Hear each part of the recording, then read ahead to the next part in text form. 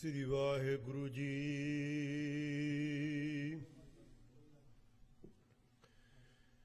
ਸਤਨਾਮ ਸ੍ਰੀ ਵਾਹਿਗੁਰੂ ਜੀ।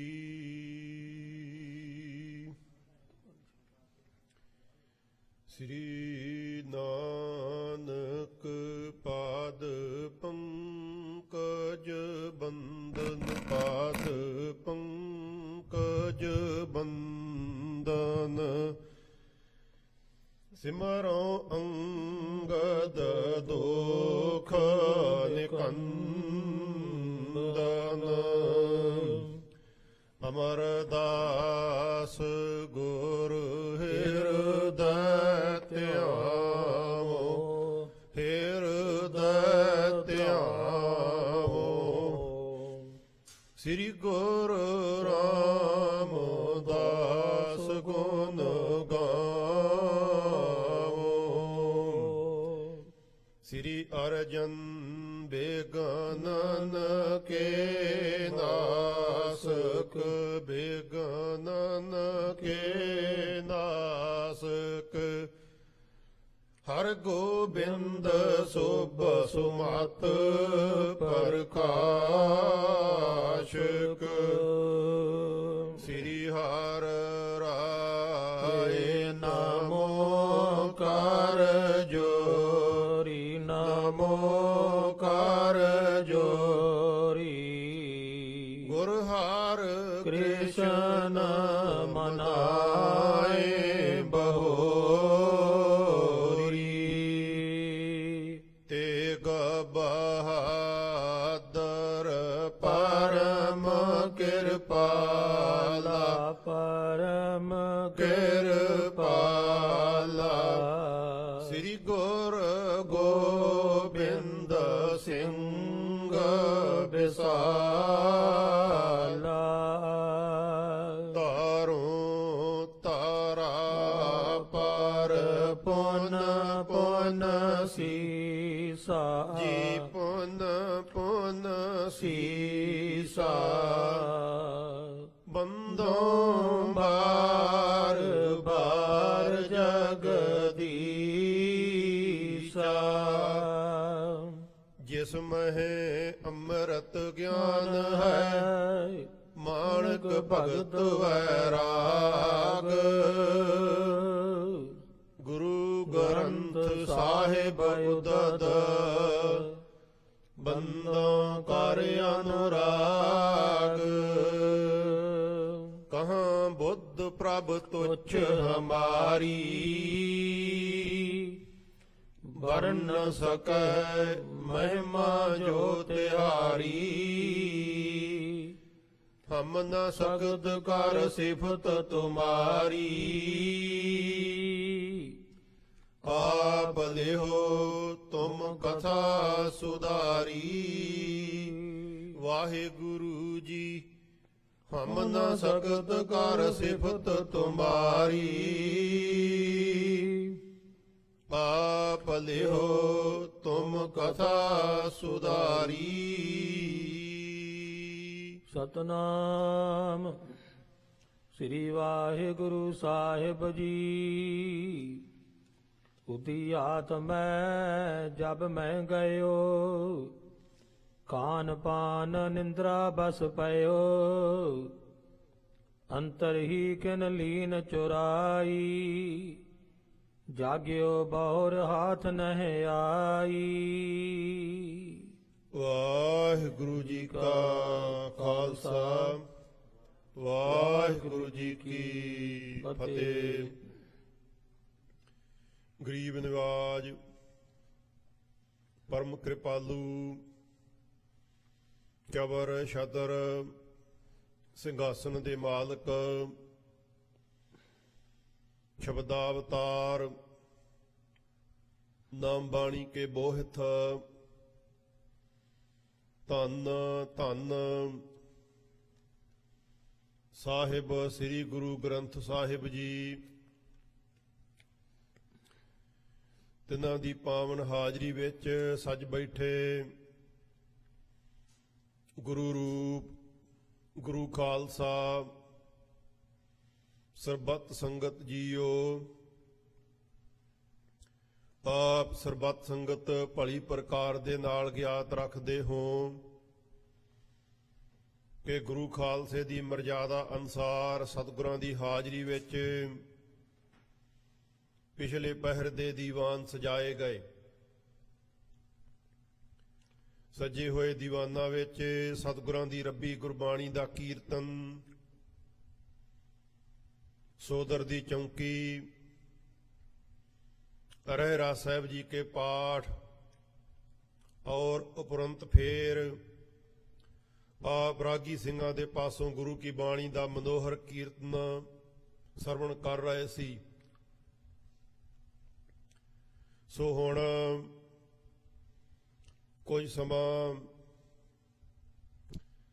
ਸਤਿਗੁਰਾਂ ਦੀ ਹਾਜ਼ਰੀ ਵਿੱਚ ਸਤਿਗੁਰਾਂ ਦੇ ਇਤਿਹਾਸ ਦੀ ਕਥਾ ਆਰੰਭ ਹੋ ਰਹੀ ਹੈ, ਜੋ ਕਿ ਸ੍ਰੀ ਗੁਰੂ ਹਰਿਰਾਏ ਸਾਹਿਬ ਜੀ ਮਹਾਰਾਜ ਦੇ ਜੀਵਨ ਕੌਤਕਾਂ ਦੀ ਕਥਾ ਆਪਾਂ ਵਿਚਾਰ ਕਰਦੇ ਹਾਂ। ਬਾਬਾ ਰਾਮ ਰਾਏ ਜੀ ਸ੍ਰੀ ਗੁਰੂ ਹਰਿਰਾਏ ਸਾਹਿਬ ਜੀ ਦੇ ਵੱਡੇ ਪੁੱਤਰ ਦਿੱਲੀ ਦੇ ਵਿੱਚ ਨੇ।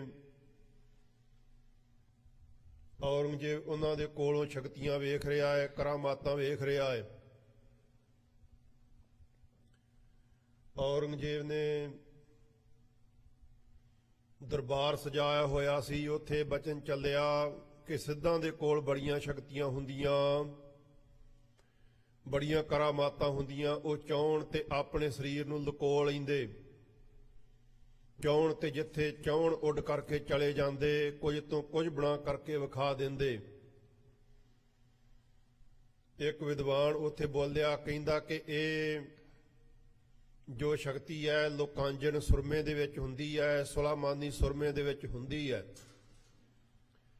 ਉਹ ਸੁਰਮਾ ਐਸਾ ਹੈ ਜਦੋਂ ਆਪਣੇ ਨੇਤਰਾਂ ਵਿੱਚ ਪਾ ਲਵੇ, ਜਿਹੜਾ ਪਾਵੇ ਉਹ ਕਿਸੇ ਨੂੰ ਨਜ਼ਰ ਨਹੀਂ ਆਉਂਦਾ, ਭਾਵੇਂ ਉਹ ਕੋਲ ਹੀ ਬੈਠਾ ਹੋਵੇ, ਕੋਲ ਹੀ ਵਿਚਰ ਰਿਹਾ ਹੋਵੇ, ਪਰ ਉਹਨੂੰ ਦੂਸਰੇ ਸਾਰੇ ਨਜ਼ਰ ਆਉਂਦੇ ਨੇ। ਇਹ ਸੁਰਮੇ ਦੇ ਵਿੱਚ ਸ਼ਕਤੀ ਹੈ। ਉਹ ਕਹਿੰਦਾ ਕਿ ਇਹ ਜੋ ਸੁਰਮਾ ਹੈ ਇਹ ਸਿੱਧਾਂ ਦੇ ਕੋਲੋਂ ਪ੍ਰਾਪਤ ਹੁੰਦਾ ਹੈ, ਉਹ ਕਿਸੇ ਨੂੰ ਵੀ ਦੇ ਸਕਦੇ ਹੈ। ਇਹ ਸੁਰਮੇ ਦੇ ਵਿੱਚ ਐਸੀ ਸਮਰੱਥਾ ਹੈ, ਐਸੀ ਕਰਾਮਾਤ ਹੈ। ਔਰੰਗਜ਼ੇਬ ਨੇ ਕਿਹਾ ਉਸ ਮੌਕੇ ਤੇ, ਕਹਿੰਦਾ ਸਿੱਧਾਂ ਨੂੰ ਖੋਜਣ ਦੀ ਕੀ ਲੋੜ ਹੈ, ਸਾਡੇ ਕੋਲ ਸਾਰਿਆਂ ਤੋਂ ਵੱਡੇ ਸਿੱਧ, ਸਾਰਿਆਂ ਤੋਂ ਵੱਡੇ ਪੀਰ ਗੁਰੂ ਹਰਿਰਾਏ ਸਾਹਿਬ ਜੀ ਦੇ ਸਪੁੱਤਰ ਬਾਬਾ ਰਾਮ ਰਾਏ ਜੀ ਆ। ਇਹ ਮੈਨੂੰ ਸੁਰਮਾ ਦੇਣਗੇ, ਸੁਲਾਮਾਨੀ ਸੁਰਮਾ ਮੈਨੂੰ ਪ੍ਰਗਟ ਕਰਕੇ ਦੇਣਗੇ। ਜਿਸ ਕਰਕੇ ਉਹ ਸੁਰਮਾ ਮੈਂ ਵੀ ਵਰਤ ਕਰਕੇ ਆਪਣੇ ਨੇਤਰਾਂ ਵਿੱਚ ਪਾ ਕਰਕੇ ਤੇ ਮੈਂ ਲੋਕਾਂ ਨੂੰ ਨਜ਼ਰ ਆਉਣ ਤੋਂ ਹਟ ਜਾਵਾਂਗਾ, ਮੈਂ ਵੀ ਆਪਣਾ ਸਰੀਰ ਗੁਪਤ ਕਰ ਲਵਾਂਗਾ। ਉੱਥੇ ਬੈਠੇ ਬਾਬਾ ਰਾਮ ਰਾਏ ਜੀ ਨੇ ਉਹ ਸੁਰਮਾ ਜਿਹੜਾ ਸੀ ਔਰੰਗਜ਼ੇਬ ਨੂੰ ਦੇ ਦਿੱਤਾ। ਔਰੰਗਜ਼ੇਬ ਨੇ ਸਭਾ ਵਿੱਚ ਬੈਠਿਆਂ ਹੀ ਆਪਣੇ ਨੇਤਰਾਂ ਵਿੱਚ ਪਾਇਆ ਤੇ ਦੂਸਰਿਆਂ ਨੂੰ ਨਜ਼ਰ ਆਉਣ ਤੋਂ ਹਟ ਗਿਆ। ਔਰੰਗਜ਼ੇਬ ਜਿਹਾ ਸੀ ਹੋਰ ਤੇ ਉਹਨੂੰ ਕੋਈ ਗੱਲ ਨਾ ਸੁੱਝੀ। ਉਹ ਘਰ ਦੇ ਵਿੱਚ ਗਿਆ, ਘਰ ਦੇ ਵਿੱਚ ਜਾ ਕਰਕੇ ਉਹਨੇ ਜੋ ਉਸ ਦੀਆਂ ਬੇਗਮਾਂ ਸਨ ਉਹਨਾਂ ਦੇ ਗਹਿਣੇ ਚੁਰਾ ਲੈਣਾ ਕੀਤੇ, ਚੁੱਕ ਲੈਣਾ ਕੀਤੇ। ਕਿਸੇ ਦਾ ਹਾਰ ਫੜ ਲਿਆ, ਕਿਸੇ ਦਾ ਕੰਨਾਂ ਵਿੱਚ ਪਾਉਣ ਵਾਲਾ ਗਹਿਣਾ ਔਰ ਕਿਸੇ ਦਾ ਪੈਰਾਂ ਵਿੱਚ ਪਾਉਣ ਵਾਲਾ ਗਹਿਣਾ, ਕਿਸੇ ਦਾ ਸਿਰ ਦੇ ਉੱਤੇ ਸਜਾਉਣ ਵਾਲਾ ਗਹਿਣਾ ਲੈ ਕਰਕੇ ਆ ਗਿਆ। ਜਦੋਂ ਬੇਗਮਾਂ ਨੇ ਪਾਉਣ ਦੇ ਵਾਸਤੇ ਗਹਿਣਾ ਤਿਆਰੀ ਕੀਤੀ, ਉਹ ਜੋ ਗਹਿਣੇ ਸੀ ਕਿਸੇ ਦਾ ਕੋਈ ਦਾ ਮਿਲ ਸਕਿਆ, ਕਿਸੇ ਦਾ ਕੋਈ ਦਾ ਮਿਲ ਸਕਿਆ। ਸਾਰੇ ਘਰ ਦੇ ਵਿੱਚ ਰੌਲਾ ਪੈ ਗਿਆ। ਉਹ ਕਹਿਣ ਲੱਗੀਆਂ, ਕਿਹੜਾ ਚੋਰ ਆਇਆ ਹੈ ਜਿਹੜਾ ਦਿਨ ਦੇ ਸਮੇਂ ਆ ਕਰਕੇ ਗਹਿਣੇ ਲੈ ਗਿਆ। ਉਹ ਆਪੋ ਵਿੱਚ ਦੀ ਇੱਕ ਦੂਸਰੇ ਦਾ ਨਾਂ ਲਾਉਣ ਲੱਗੀਆਂ, ਦਾਸੀਆਂ ਦਾ ਨਾਂ ਲਾਉਣ ਲੱਗੀਆਂ, ਪਰ ਭਾਲ ਕਰਨ ਤੋਂ ਵੀ ਗਹਿਣੇ ਨਾ ਪ੍ਰਾਪਤ ਹੋਏ। ਇਹ ਜੋ ਖਬਰ ਸੀ ਔਰੰਗਜ਼ੇਬ ਦੇ ਕੋਲ ਵੀ ਗਈ ਕਿ ਤੇਰੇ ਘਰ ਦੇ ਵਿੱਚ ਤੇਰੀਆਂ ਬੇਗਮਾਂ ਲੜ ਰਹੀਆਂ ਨੇ, ਉਹਨਾਂ ਦੇ ਗਹਿਣੇ ਗਵਾਚ ਗਏ ਆ। ਔਰੰਗਜ਼ੇਬ ਗਿਆ, ਔਰ ਜਾ ਕਰਕੇ ਜਿੱਥੇ ਗਹਿਣੇ ਰੱਖੇ ਹੋਏ ਸੀ ਉਹ ਦਿੱਤੇ। ਬੇਗਮਾਂ ਨੇ ਪੁੱਛਿਆ ਇਹ ਆਏ ਕਿੱਥੋਂ? ਉਹਨੇ ਕਿਹਾ ਕਿ ਮੈਂ ਆਪਣੇ ਨੇਤਰਾਂ ਵਿੱਚ ਸੁਲੇਮਾਨ ਦੀ ਸੁਰਮਾ ਪਾ ਕਰਕੇ ਆਇਆ ਸੀ, ਜਿਸ ਕਰਕੇ ਮੈਂ ਨਹੀਂ ਸਾਂ ਕਿਸੇ ਨੂੰ ਨਜ਼ਰ ਆਉਂਦਾ ਤੇ ਮੈਂ ਤੁਹਾਡੇ ਕੋਲੋਂ ਹੀ ਤੁਹਾਡੇ ਗਹਿਣੇ ਚੁਰਾ ਕਰਕੇ ਲੈ ਗਿਆ। ਉਹ ਕਹਿੰਦੀਆਂ ਉਹ ਸੁਰਮਾ ਤੁਸੀਂ ਲਿਆ ਕਿੱਥੋਂ? ਉਹ ਕਹਿਣ ਲੱਗਾ ਉਹ ਗੁਰੂ ਸਾਹਿਬ ਦੇ ਪੁੱਤਰ ਬਾਬਾ ਰਾਮ ਰਾਏ ਨੇ ਮੈਨੂੰ ਦਿੱਤਾ ਸੀ। ਇਸ ਤਰ੍ਹਾਂ ਇਹ ਕਰਾਮਾਤ ਵੇਖੀ। ਉਸ ਤੋਂ ਪਿੱਛੋਂ ਫੇਰ ਇੱਕ ਦਿਨ ਔਰੰਗਜ਼ੇਬ ਜੰਗਲ ਦੇ ਵਿੱਚ ਗਿਆ, ਬਾਹਰ ਬਾਗ ਬਗੀਚੇ ਵੇਖਣ ਦੇ ਵਾਸਤੇ ਗਿਆ। ਜਦੋਂ ਵਾਪਸ ਆ ਰਹੇ ਸੀ ਤੇ ਰਸਤੇ ਵਿੱਚ ਇੱਕ ਗਊ ਮਰੀ ਹੋਈ ਸੀ। ਗਊ ਦਾ ਵੱਛਾ ਉਸ ਦੇ ਲਾਗੇ ਖਲੋਤਾ ਹੋਇਆ ਸੀ, ਜਿਹੜਾ ਅਜੇ 1-2 ਦਿਨ ਦਾ ਹੀ ਸੀ। ਉਹ ਘਾਹ ਪੱਠਾ ਨਹੀਂ ਸੀ ਕੋਈ ਖਾ ਸਕਦਾ। ਔਰ ਔਰੰਗਜ਼ੇਬ ਨੇ ਵੇਖ ਕੇ ਆਖਿਆ ਕਿ ਗਾਂ ਦੀ ਮੌਤ ਹੋ ਗਈ ਹੈ, ਇਸ ਦਾ ਜੋ ਵੱਛਾ ਹੈ, ਇਸ ਦਾ ਜੋ ਬੱਚਾ ਬੜਾ ਦੁਖੀ ਹੋ ਰਿਹਾ ਹੈ, ਇਹ ਵੀ ਨਹੀਂ ਬਚ ਸਕੇਗਾ, ਕਿਉਂ ਕਰਕੇ ਗਾਂ ਤੋਂ ਬਿਨਾਂ ਇਹਨੂੰ ਕਿਸੇ ਨੇ ਦੁੱਧ ਨਹੀਂ ਪਿਆਉਣਾ ਤੇ ਇਹ ਭੁੱਖ ਦੇ ਨਾਲ ਮਰ ਜਾਵੇਗਾ, ਦੁਖੀ ਹੋਵੇਗਾ। ਉਹਨੇ ਰਾਮ ਰਾਏ ਨੂੰ ਉਸ ਮੌਕੇ ਤੇ ਕਿਹਾ ਕਿ ਵੇਖੋ ਬਾਬਾ ਰਾਮ ਰਾਏ ਜੀ, ਗਾਂ ਨੂੰ ਵੇਖ ਕਰਕੇ ਮੇਰੇ ਮਨ ਦੇ ਵਿੱਚ ਦਇਆ ਆ ਰਹੀ ਹੈ, ਮੇਰੇ ਮਨ ਦੇ ਵਿੱਚ ਤਰਸ ਆ ਰਿਹਾ ਹੈ, ਤੇ ਤੁਸੀਂ ਇਉਂ ਕਰੋ, ਤੁਸੀਂ ਗਾਂ ਨੂੰ ਜਿੰਦਾ ਕਰ ਦਿਓ, ਤੁਹਾਡੇ ਕੋਲ ਪਾਵਰ ਹੈ, ਤੁਸੀਂ ਕਰ ਸਕਦੇ ਹੋ। ਨਾਲ ਹੀ ਔਰੰਗਜ਼ੇਬ ਕਹਿੰਦਾ ਕਿ ਕਿਸੇ ਮਰੇ ਨੂੰ ਜਿੰਦਾ ਕਰ ਦੇਣਾ, ਜਿੰਦਾ ਕਰਕੇ ਦੂਸਰੇ ਦੀ ਜਾਨ ਬਚਾ ਦੇਣੀ। ਤੁਸੀਂ ਗਾਂ ਨੂੰ ਜਿੰਦਾ ਕਰ ਦੋਗੇ ਤੇ ਵੱਛੇ ਦੀ ਜਾਨ ਵੀ ਬਚ ਜਾਵੇਗੀ, ਨਹੀਂ ਤੇ ਵੱਛਾ ਵੀ ਭੁੱਖ ਦੇ ਨਾਲ ਵਿਆਕਲ ਹੋ ਕਰਕੇ ਮਰ ਜਾਵੇਗਾ। ਇਸ ਕਰਕੇ ਤੁਸੀਂ ਇਹਨਾਂ ਜ਼ਿੰਦਗੀਆਂ ਨੂੰ ਬਚਾਉਣਾ ਕਰੋ, ਤਰਸ ਕਰੋ। ਇਹ ਬੜਾ ਵੱਡਾ ਪੁੰਨ ਦਾ ਕੰਮ ਹੈ, ਬੜਾ ਵੱਡਾ ਭਲੇ ਦਾ ਕੰਮ ਹੈ। ਉਹ ਬਾਬਾ ਰਾਮ ਰਾਏ ਨੇ ਸੋਚਿਆ ਕਿ ਗਾਂ ਦੇ ਉੱਤੇ ਤਰਸ ਤਾਂ ਇਹਨਾਂ ਨੂੰ ਕੀ ਆਉਣਾ, ਇਹ ਮੂਰਖ ਦੁਬਾਰਾ ਸ਼ਕਤੀ ਵੇਖਣੀ ਚਾਹੁੰਦੇ ਨੇ, ਫੇਰ ਸ਼ਕਤੀ ਵੇਖਣੀ ਚਾਹੁੰਦੇ ਨੇ। ਬਾਬਾ ਰਾਮ ਰਾਏ ਜੀ ਨੇ ਕਿਹਾ ਬਾਦਸ਼ਾਹ ਨੂੰ ਕਿ ਸੁੱਚਾ ਜਲ ਮੰਗਵਾਓ। ਸੁੱਚਾ ਜਲ ਮੰਗਵਾਇਆ ਗਿਆ। ਬਾਬਾ ਰਾਮ ਰਾਏ ਜੀ ਨੇ ਆਪਣੇ ਹੱਥ ਦੇ ਵਿੱਚ ਲੈ ਕਰਕੇ ਸਤਨਾਮ ਸ੍ਰੀ ਵਾਹਿਗੁਰੂ ਕਹਿ ਕਰਕੇ ਜਲ ਦਾ ਛਿੜਕਾ ਜਦੋਂ ਗਾਂ ਦੇ ਉੱਤੇ ਮਾਰਿਆ, ਗਾਂ ਜਿਹੜੀ ਸੀ ਉਸ ਦੇ ਪ੍ਰਾਣ ਵਾਪਸ ਆ ਗਏ। ਉਹ ਉੱਠ ਕੇ ਆਪਣੇ ਬੱਚੇ ਦੇ ਵਾਸਤੇ ਡਿੰਗਣ ਲੱਗੀ। ਵੇਖ ਕਰਕੇ ਸਾਰੇ ਬੜੇ ਹੈਰਾਨ ਹੋਏ ਕਿ ਅੱਗੇ ਇਹਨਾਂ ਨੇ ਬੱਕਰਾ ਜਿੰਦਾ ਕੀਤਾ ਸੀ, ਉਹ ਤੇ ਪਤਾ ਨਹੀਂ ਸੀ ਕਿਸ ਤਰ੍ਹਾਂ ਕੀਤਾ। ਇਹਨਾਂ ਨੇ ਸਾਰਿਆਂ ਦੇ ਸਾਹਮਣੇ ਹੀ ਪਾਣੀ ਦਾ ਛਿੜਕਾ ਮਾਰ ਕਰਕੇ ਤੇ ਗਾਂ ਦੀ ਜ਼ਿੰਦਗੀ ਜੋ ਹੈ ਦੁਬਾਰਾ ਵਾਪਸ ਲੈਂਦੀ ਹੈ। ਗਾਂ ਦੇ ਪ੍ਰਾਣ ਜਿਹੜੇ ਹੈ ਇਹਨਾਂ ਨੇ ਵਾਪਸ ਲੈ ਜਾਂਦੇ ਨੇ, ਜ਼ਿੰਦਗੀ ਦੁਬਾਰਾ ਦੇ ਦੇਣੀ ਕੀਤੀ ਹੈ। ਬੜੀ ਵੱਡੀ ਸ਼ਕਤੀ ਦੇ ਮਾਲਕ ਨੇ। ਔਰੰਗਜ਼ੇਬ ਦੇ ਨਾਲ ਦੇ ਵੀ ਕਹਿਣ ਲੱਗੇ ਕਿ ਇਹ ਕੋਈ ਛੋਟੀ ਗੱਲ ਨਹੀਂ ਹੈ, ਕਿ ਕਿਸੇ ਮਰੇ ਹੋਏ ਨੂੰ ਜਿੰਦਾ ਕਰ ਦੇਣਾ ਬੜੀ ਵੱਡੀ ਗੱਲ ਹੈ। ਇਹ ਬਾਬਾ ਰਾਮ ਰਾਏ ਦੇ ਕੋਲ ਹੀ ਸਮਰੱਥਾ ਹੈ। ਉਹ ਕਹਿੰਦੇ ਵਿੱਚੋਂ ਕੁਝ ਕਹਿੰਦੇ ਕਿ ਬਾਬਾ ਰਾਮ ਰਾਏ ਕੋਲ ਕਿੰਨੀਆਂ ਸ਼ਕਤੀਆਂ ਨੇ, ਕਿੰਨਾ ਭਾਰੀ ਇਹਨਾਂ ਦੇ ਕੋਲ ਕਰਾਮਾਤਾਂ ਨੇ, ਪਰ ਜਿਨ੍ਹਾਂ ਨੇ ਇਹਨਾਂ ਨੂੰ ਕਰਾਮਾਤਾਂ ਦਿੱਤੀਆਂ, ਇਹਨਾਂ ਦੇ ਪਿਤਾ ਸ੍ਰੀ ਗੁਰੂ ਹਰਿਰਾਏ ਸਾਹਿਬ ਜੀ, ਉਹਨਾਂ ਦੇ ਕੋਲ ਕਿੰਨੀਆਂ ਕਰਾਮਾਤਾਂ ਹੋਣਗੀਆਂ, ਕਿੰਨੇ ਵੱਡੇ ਸ਼ਕਤੀਆਂ ਦੇ ਮਾਲਕ ਹੋਣਗੇ, ਕਿੰਨੇ ਵੱਡੇ ਖਜ਼ਾਨੇ ਹੋਣਗੇ। ਉਹ ਤੇ ਇਹਨਾਂ ਦੇ ਨਾਲੋਂ ਵੱਡੇ ਹੀ ਹੋਣਗੇ। ਉਹਨਾਂ ਦੇ ਕੋਲ ਬਹੁਤ ਵੱਡਾ ਸ਼ਕਤੀਆਂ ਦਾ ਖਜ਼ਾਨਾ ਹੋਵੇਗਾ। ਇਹਨਾਂ ਦਾ ਹੀ ਰਾਮ ਰਾਏ ਦਾ ਕੋਈ ਅੰਤ ਨਹੀਂ ਹੈ। ਇਸ ਤਰੀਕੇ ਦੇ ਨਾਲ ਉਹਨਾਂ ਨੇ ਕਰਾਮਾਤ ਵੇਖੀ, ਬੜੀ ਖੁਸ਼ੀ ਦੇ ਨਾਲ ਦਿੱਲੀ ਵਿੱਚ ਆਏ। ਫਿਰ ਇੱਕ ਦਿਨ ਬਾਦਸ਼ਾਹ ਦਰਬਾਰ ਲਾ ਕਰਕੇ ਬੈਠਾ ਹੋਇਆ ਸੀ। ਬਾਦਸ਼ਾਹ ਉਸ ਮੌਕੇ ਤੇ ਰਾਮ ਰਾਏ ਨੂੰ ਕਹਿਣ ਲੱਗਾ ਕਿ ਐ ਬਾਬਾ ਰਾਮ ਰਾਏ ਜੀ, ਮੇਰੇ ਕੋਲ ਸੀ ਇੱਕ ਤਸਬੀਹ, ਤੇ ਉਹ ਤਸਬੀਹ ਜਦੋਂ ਮੈਂ ਘਰ ਦੇ ਵਿੱਚ ਗਿਆ, ਉਸ ਮੌਕੇ ਤੇ ਤਸਬੀਹ ਮੇਰੇ ਕੋਲ ਸੀ। ਰਾਤ ਨੂੰ ਘਰ ਦੇ ਵਿੱਚ ਪ੍ਰਵੇਸ਼ ਹੋਇਆ ਤੇ ਉਹ ਜੋ ਤਸਬੀਹ ਹੈ ਉਹ ਮੇਰੇ ਘਰ ਦੇ ਵਿੱਚੋਂ ਹੀ ਗੁੰਮ ਹੋ ਗਈ ਹੈ, ਗਵਾਚ ਗਈ ਹੈ। ਉਹ ਕਹਿਣ ਲੱਗਾ ਕਿ ਉਹ ਕੋਈ ਤਸਬੀਹ ਸੀ, ਜਿਹੜੀ ਮਾਲਾ ਸੀ, ਉਹ ਕੋਈ ਆਮ ਤਸਬੀਹ ਜਾਂ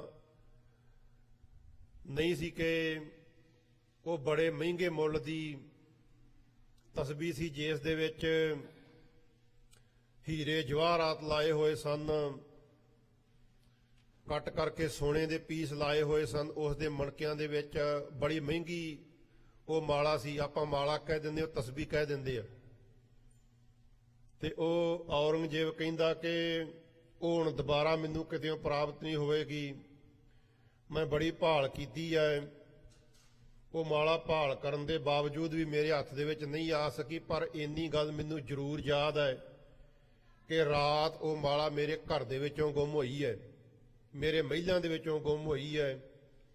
ਇਸ ਤਰੀਕੇ ਦੇ ਨਾਲ ਔਰੰਗਜ਼ੇਬ ਬਾਬਾ ਰਾਮ ਰਾਏ ਦੇ ਨਾਲ ਬਚਨ ਕਰ ਰਿਹਾ ਹੈ। ਇੱਥੋਂ ਤੱਕ ਆਪ ਜੀ ਨੇ ਕੱਲ ਦੇ ਅਧਿਆਇ ਦੀ ਕਥਾ ਸਰਵਣ ਕੀਤੀ ਸੀ। ਇਸ ਤੋਂ ਅੱਗੇ ਜੋ ਸਤਿਗੁਰਾਂ ਦੇ ਇਤਿਹਾਸ ਦੀ ਕਥਾ ਆਰੰਭ ਹੋ ਰਹੀ ਹੈ, ਆਪ ਸਰਬੱਤ ਸੰਗਤ ਮਨ ਚਿੱਤ ਬਿਰਤੀ ਨੂੰ ਇਕਾਗਰ ਕਰਕੇ ਸਤਿਗੁਰਾਂ ਦੇ ਇਤਿਹਾਸ ਦੀ ਕਥਾ ਸਰਵਣ ਕਰੀਏ। ਗੱਜ ਕੇ ਬੋਲੀਏ, ਸਤਨਾਮ ਸ੍ਰੀ ਵਾਹਿਗੁਰੂ ਜੀ। ਵਾਹਿਗੁਰੂ ਜੀ। ਉਤੀ ਹਾਥ ਮੈਂ ਜਬ ਮੈਂ ਗਇਓ। ਔਰੰਗਜ਼ੇਬ ਕਹਿੰਦਾ ਕਿ ਮੈਨੂੰ ਚੰਗੀ ਤਰ੍ਹਾਂ ਦੇ ਨਾਲ ਚੇਤਾ ਹੈ, ਰਾਤ ਜਦੋਂ ਮੈਂ ਕਚਹਿਰੀ ਦੇ ਵਿੱਚੋਂ, ਸਭਾ ਦੇ ਵਿੱਚੋਂ ਉੱਠ ਕਰਕੇ ਤੇ ਘਰ ਨੂੰ ਗਿਆ, ਉਸ ਮੌਕੇ ਤੇ ਮਾਲਾ ਮੇਰੇ ਹੱਥ ਦੇ ਵਿੱਚ ਸੀ, ਉਸ ਮੌਕੇ ਤੇ ਮਾਲਾ ਮੇਰੇ ਕੋਲ ਸੀ। ਖਾਨ ਪਾਨ ਨਿੰਦਰਾ ਬਸ ਭਇਓ। ਤੇ ਘਰ ਜਾ ਕਰਕੇ ਮੈਂ ਜਲ ਪਾਣੀ ਛਕਿਆ, ਪ੍ਰਸ਼ਾਦਾ ਪਾਣੀ ਛਕਿਆ ਜੋ ਰਾਤ ਛਕਣਾ ਸੀ। ਪ੍ਰਸ਼ਾਦਾ ਪਾਣੀ ਛਕ ਕਰਕੇ ਤੇ ਮੈਂ ਲੰਮੇ ਪੈ ਗਿਆ। ਲੰਮੇ ਪੈਣ ਦੇ ਨਾਲ ਰਾਤ ਜਿਹੜਾ ਸੀ ਉਹ ਸੌਂ ਕਰਕੇ ਬਤੀਤ ਕੀਤੀ, ਨਿੰਦਰਾ ਦੇ ਵਸ ਹੋ ਗਿਆ। ਅੰਤਰ ਹੀ ਕਿਨ ਲੀਨ ਚੁਰਾਈ। ਔਰੰਗਜ਼ੇਬ ਕਹਿੰਦਾ ਜੋ ਮਾਲਾ ਸੀ ਉਹ ਬਾਹਰੋਂ ਨਹੀਂ ਕੋਈ ਆਇਆ ਚੋਰੀ ਕਰਨ ਦੇ ਵਾਸਤੇ, ਅੰਦਰੋਂ ਹੀ ਕਿਸੇ ਨੇ ਮਾਲਾ ਚੁੱਕੀ ਹੈ, ਜਾਂ ਮੇਰੇ ਨਾਲਦਿਆਂ ਨੇ ਚੁੱਕੀ ਹੈ, ਜਾਂ ਬੇਗਮਾਂ ਦੇ ਵਿੱਚੋਂ ਕਿਸੇ ਨੇ ਚਰਾ ਲਈ ਹੈ, ਜਾਂ ਦਾਸੀਆਂ ਆਈਆਂ ਹੋਣਗੀਆਂ ਘਰ ਕੰਮ ਕਰਨ ਵਾਲੀਆਂ, ਉਹਨਾਂ ਨੇ ਚਰਾ ਲਈ ਹੈ। ਇਸ ਤਰ੍ਹਾਂ ਮਾਲਾ ਅੰਦਰ ਦੇ ਅੰਦਰੋਂ ਹੀ, ਘਰ ਦੇ ਵਿੱਚੋਂ ਹੀ ਕਿਸੇ ਨੇ ਮਾਲਾ ਗੁਪਤ ਕੀਤੀ ਹੈ, ਕਿਸੇ ਨੇ ਮਾਲਾ ਚੁਰਾਈ ਹੈ। ਜਾਗਿਓ ਬਹੁਰ ਹਾਥ ਨਹਿ ਆਈ। ਜਦੋਂ ਮੈਂ ਜਾਗਿਆ, ਦਿਨ ਚੜੇ ਤੇ ਵੇਖਿਆ ਮਾਲਾ ਕੋਲ ਨਹੀਂ ਸੀ। ਦਿਨ ਚੜੇ ਜਾਗਣ ਦੇ ਨਾਲ ਮੈਨੂੰ ਜੋ ਮਾਲਾ ਸੀ ਉਹ ਨਹੀਂ ਪ੍ਰਾਪਤ ਹੋ ਸਕੀ। ਬੇਗਮ ਆਦਿਕ ਦਾਸੀ ਬ੍ਰਿੰਦ। ਔਰੰਗਜ਼ੇਬ ਕਹਿੰਦਾ ਜਦੋਂ ਮਾਲਾ ਮੈਨੂੰ ਪ੍ਰਾਪਤ ਨਾ ਹੋਈ, ਮੈਂ ਸਾਰਾ ਆਪਣਾ ਜੋ ਆਸਣ ਸੀ ਉਸ ਨੂੰ ਚੰਗੀ ਤਰ੍ਹਾਂ ਦੇ ਨਾਲ ਵੇਖਿਆ ਤੇ ਮਾਲਾ ਮੇਰੇ ਆਸਣ ਤੇ ਨਹੀਂ ਸੀ, ਮੇਰੇ ਮੰਜੇ ਤੇ ਨਹੀਂ ਸੀ। ਫਿਰ ਮੈਂ ਕਹਿੰਦਾ ਆਪਣੇ ਘਰ ਦੇ ਵਿੱਚ ਰਹਿਣ ਵਾਲੀਆਂ ਸਾਰੀਆਂ ਬੇਗਮਾਂ, ਉਹਨਾਂ ਤੋਂ ਆਦਿਕ ਜਿੰਨੀਆਂ ਘਰ ਦੇ ਵਿੱਚ ਕੰਮ ਕਰਨ ਵਾਲੀਆਂ ਸਨ, ਦਾਸੀਆਂ, ਸੇਵਾਦਾਰਨੀਆਂ, ਉਹਨਾਂ ਸਾਰੀਆਂ ਨੂੰ ਇੱਕ ਥਾਂ ਤੇ ਇਕੱਤਰ ਕਰਕੇ ਕਹੇ ਸਭ ਸੋ ਡਰ ਦੀਨ ਬੁਲੰਦ। ਤੇ ਉਹਨਾਂ ਸਾਰੀਆਂ ਨੂੰ ਇਕੱਤਰ ਕਰਕੇ ਤੇ ਮੈਂ ਬੜੀ ਤਾੜਨਾ ਕੀਤੀ, ਬੜਾ ਡਰ ਦਿੱਤਾ। ਕਿਹਾ ਕਿ ਇਹ ਮਾਲਾ ਜਿਹਦੇ ਕੋਲ ਵੀ ਹੋਵੇ ਉਹ ਮੈਨੂੰ ਮਾਲਾ ਦੇ ਦੇਵੇ ਤੇ ਮੈਂ ਕੁਝ ਨਹੀਂ ਕਵਾਂਗਾ। ਮੁੜ ਕੇ ਮਾਲਾ ਜਿਹਦੇ ਕੋਲੋਂ ਨਿਕਲ ਆਈ ਮੈਂ ਲਿਹਾਜ਼ ਨਹੀਂ ਕਰਾਂਗਾ।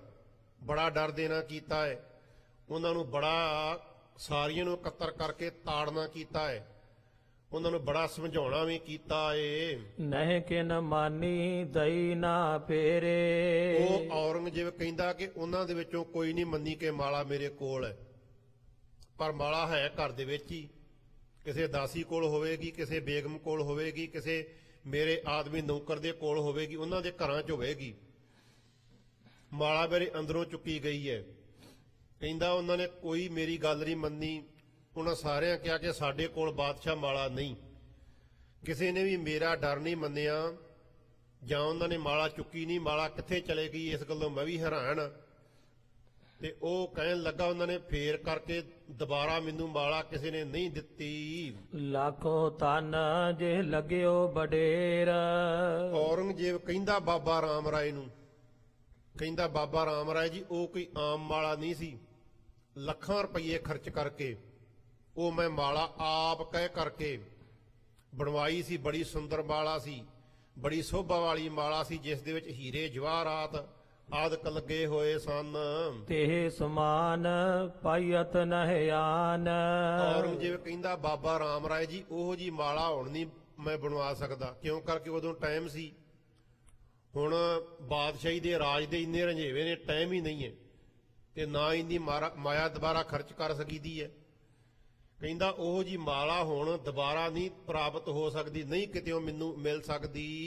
ਬੜੇ ਯਤਨ ਤੇ ਆਏ ਸੁਪਾਨ ਤੇ ਬੜੇ ਯਤਨ ਦੇ ਨਾਲ ਮੈਂ ਉਹ ਮਾਲਾ ਤਿਆਰ ਕਰਵਾਈ, ਤੇ ਬੜੇ ਯਤਨ ਦੇ ਨਾਲ, ਬੜੀ ਮਿਹਨਤ ਦੇ ਨਾਲ ਉਹ ਮਾਲਾ ਮੇਰੇ ਹੱਥ ਦੇ ਵਿੱਚ ਆਈ, ਮੇਰੇ ਕੋਲ ਉਹ ਮਾਲਾ ਆਈ, ਮੈਂ ਪ੍ਰਾਪਤ ਕੀਤੀ। ਆਦ ਨਜੂਮੀ ਜੇਤਕ ਸਿਆਨੇ। ਉਹ ਔਰੰਗਜ਼ੇਬ ਕਹਿ ਰਿਹਾ, ਕਹਿੰਦਾ ਜਿਹੜੇ ਨਜੂਮੀ ਹੈ ਨਾ, ਜੋਤਸ਼ੀ, ਤੇ ਉਹ ਵੀ ਸਾਰੇ ਸਦ ਕਰਕੇ ਮੰਗਾਏ ਨੇ, ਉਹਨਾਂ ਨੂੰ ਵੀ ਟੇਵੇ ਲਾਏ ਨੇ।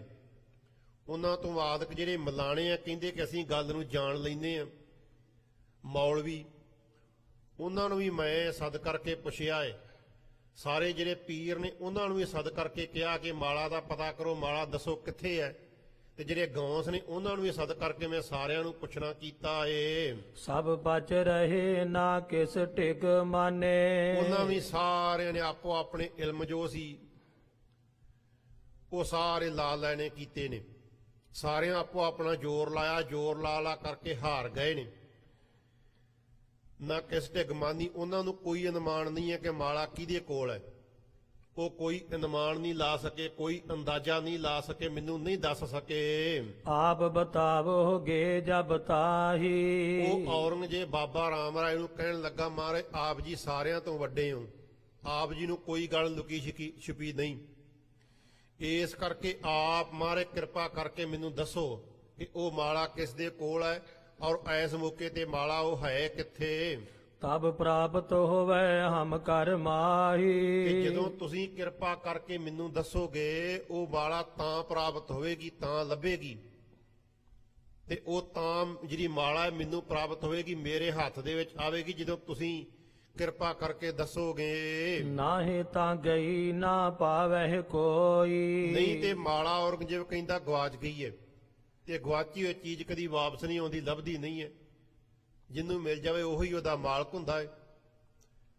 ਕਦੀ ਗਵਾਚੀ ਹੋਈ ਚੀਜ਼ ਔਰੰਗਜ਼ੇਬ ਕਹਿੰਦਾ ਮਿਲਦੀ ਨਹੀਂ, ਉਹ ਮਾਲਾ ਚਲੇਗੀ ਹੈ, ਮੈਨੂੰ ਨਹੀਂ ਪ੍ਰਾਪਤ ਹੋਵੇਗੀ। ਜਿਹ ਸਮ ਅਪਰਨਾ ਕਿਉ ਤੇ ਹੋਈ। ਇਹਦੇ ਵਰਗੀ ਮਾਲਾ ਕਿਤੇੋਂ ਹੋਰ ਮੈਨੂੰ ਪ੍ਰਾਪਤ ਨਹੀਂ ਹੋਵੇਗੀ। ਮੈਨੂੰ ਇਸ ਗੱਲ ਦਾ ਬੜਾ ਦੁੱਖ ਹੈ। ਮੈਂ ਬੜਾ ਮਾਲਾ ਨੂੰ ਸਾਂਭ ਕਰਕੇ ਰੱਖਦਾ ਸਾਂ, ਬੜੇ ਧਿਆਨ ਦੇ ਨਾਲ ਰੱਖਦਾ ਸਾਂ ਮਾਲਾ ਨੂੰ। ਇਹਦੇ ਵਰਗੀ ਮਾਲਾ ਮੈਨੂੰ ਹੋਰ ਕਿਤੇੋਂ ਨਹੀਂ ਪ੍ਰਾਪਤ ਹੋਵੇਗੀ। ਬਨੇ ਨਾ ਤੈਸੀ ਬਹੁ ਤਨ ਲਾਗੇ। ਇਹੋ ਜੀ ਮਾਲਾ ਹੁਣ ਕੋਈ ਬਣਾ ਵੀ ਨਹੀਂ ਸਕੇਗਾ। ਜਿੱਥੋਂ ਮੈਂ ਬਣਾਈ ਸੀ ਉਹ ਹੁਣ ਹੈ ਹੀ ਨਹੀਂ। ਇਹ ਮਾਲਾ ਨਹੀਂ ਬਣ ਸਕੇਗੀ, ਤੇ ਬਹੁਤਾ ਧਨ ਵੀ ਇਸ ਦੇ ਉੱਤੇ ਖਰਚਿਆ ਸੀ ਉਸ ਮੌਕੇ ਤੇ ਮੈਂ। ਜਰੇ ਜਵਾਹਰ ਜਾਹਰ ਜਾਗੇ। ਤੇ ਇਸ ਮਾਲਾ ਦੇ ਮਣਕਿਆਂ ਦੇ ਵਿੱਚ ਮੈਂ ਜਵਾਹਰਾਤ ਤੇ ਹੀਰਿਆਂ ਦੇ ਪੀਸ, ਸੋਨੇ ਦੇ ਪੀਸ ਆਦਿਕ ਇਸ ਤਰ੍ਹਾਂ ਤੋਂ ਮੈਂ ਲਾਏ ਹੋਏ ਸੀ। ਤੇ ਜਿਹੜੀ ਮਾਲਾ ਦੀ ਜੋਤ ਜਿਹੜੀ ਸੀ ਬੜੀ ਜ਼ਾਹਰ ਸੀ, ਜਗਮਗ ਮਾਲਾ ਦੇ ਮਣਕੇ ਕਰਦੇ ਸਨ। ਸੁਨ ਸ੍ਰੀ ਰਾਮ ਰਾਏ ਤਬ ਕਹੀ।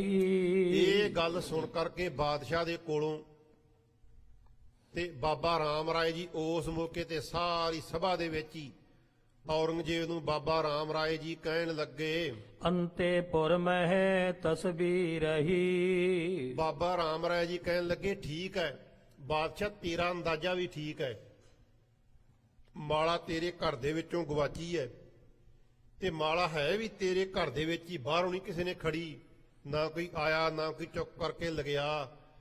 ਜਿਹੜੀ ਮਾਲਾ ਤੇਰੇ ਘਰ ਦੇ ਵਿੱਚ ਹੀ ਹੈ, ਤੇਰੇ ਮਹਿਲਾਂ ਦੇ ਵਿੱਚ ਹੀ ਮਾਲਾ ਹੈ। ਇਸ ਮੌਕੇ ਤੇ ਅਮ ਕੀ ਬੇਗਮ ਨੇ ਕਰ ਲੀਨੀ। ਔਰੰਗਜ਼ੇਬ ਸੁਣ ਕਰਕੇ ਬੜਾ ਖੁਸ਼ ਹੋਇਆ, ਮੁਸਕਰਾਇਆ, ਕਹਿਣ ਲੱਗਾ, ਦੱਸੋ ਛੇਤੀ ਕਰਕੇ ਮਾਲਾ ਹੈ ਕਿਹਦੇ ਕੋਲ, ਕਿੰਨੇ ਰੱਖੀ ਹੈ। ਬਾਬਾ ਰਾਮ ਰਾਏ ਜੀ ਕਹਿਣ ਲੱਗੇ, ਬਾਦਸ਼ਾਹ ਤੇਰੀ ਜਿਹੜੀ ਬੇਗਮ ਹੈ ਨਾ ਫਲਾਣੇ ਨਾਂ ਵਾਲੀ, ਉਹ ਬੇਗਮ ਜਿਹੜੀ ਹੈ, ਉਹ ਜਿਹੜੀ ਫਲਾਣੇ ਨਾਂ ਵਾਲੀ ਤੇਰੀ ਬੇਗਮ ਹੈ, ਤੇਰੇ ਮਹਿਲਾਂ ਦੇ ਵਿੱਚ ਧਰੀ ਚੁਰਾਏ ਨਾ ਕਿਨਹੂ ਚੀਨੀ। ਤੇ ਉਹਨੇ ਮਾਲਾ ਤੇਰੀ ਚੁੱਕੀ ਹੈ, ਉਹਨੇ ਮਾਲਾ ਚੋਰੀ ਕੀਤੀ ਹੈ ਰਾਤ ਦੇ ਸਮੇਂ ਆ ਕਰਕੇ, ਤੇ ਕਿਸੇ ਨਹੀਂ ਵੇਖਿਆ ਉਹਨੂੰ ਮਾਲਾ ਚੁੱਕਦੀ ਨੂੰ, ਤੈਨੂੰ ਉਹ ਕੋਈ ਨਹੀਂ ਸੀ ਪਤਾ। ਹੋਰ ਕਿਸੇ ਤੁਹਾਡੇ ਪਰਿਵਾਰ ਦੇ ਜੀ ਨੇ, ਤੁਹਾਡੇ ਘਰ ਦੇ ਵਿੱਚ ਕੰਮ ਕਰਨ ਵਾਲੇ ਨੌਕਰਾਂ ਨੇ ਉਸ ਬੇਗਮ ਨੂੰ ਅੰਦਰ ਆਉਂਦੀ ਜਾਂਦੀ ਨੂੰ ਕਿਸੇ ਨੇ ਨਹੀਂ ਵੇਖਿਆ। ਤਿਸ ਕੇ ਘਰ ਅੰਤਰ ਕਰ ਜੋਏ। ਬਾਦਸ਼ਾਹ ਕਹਿੰਦਾ ਵੀ ਦੱਸੋ ਤੁਸੀਂ ਮੈਨੂੰ ਵੀ ਮਾਲਾ ਉਹ ਇਸ ਮੌਕੇ ਤੇ ਹੁਣ ਹੈ ਕਿੱਥੇ।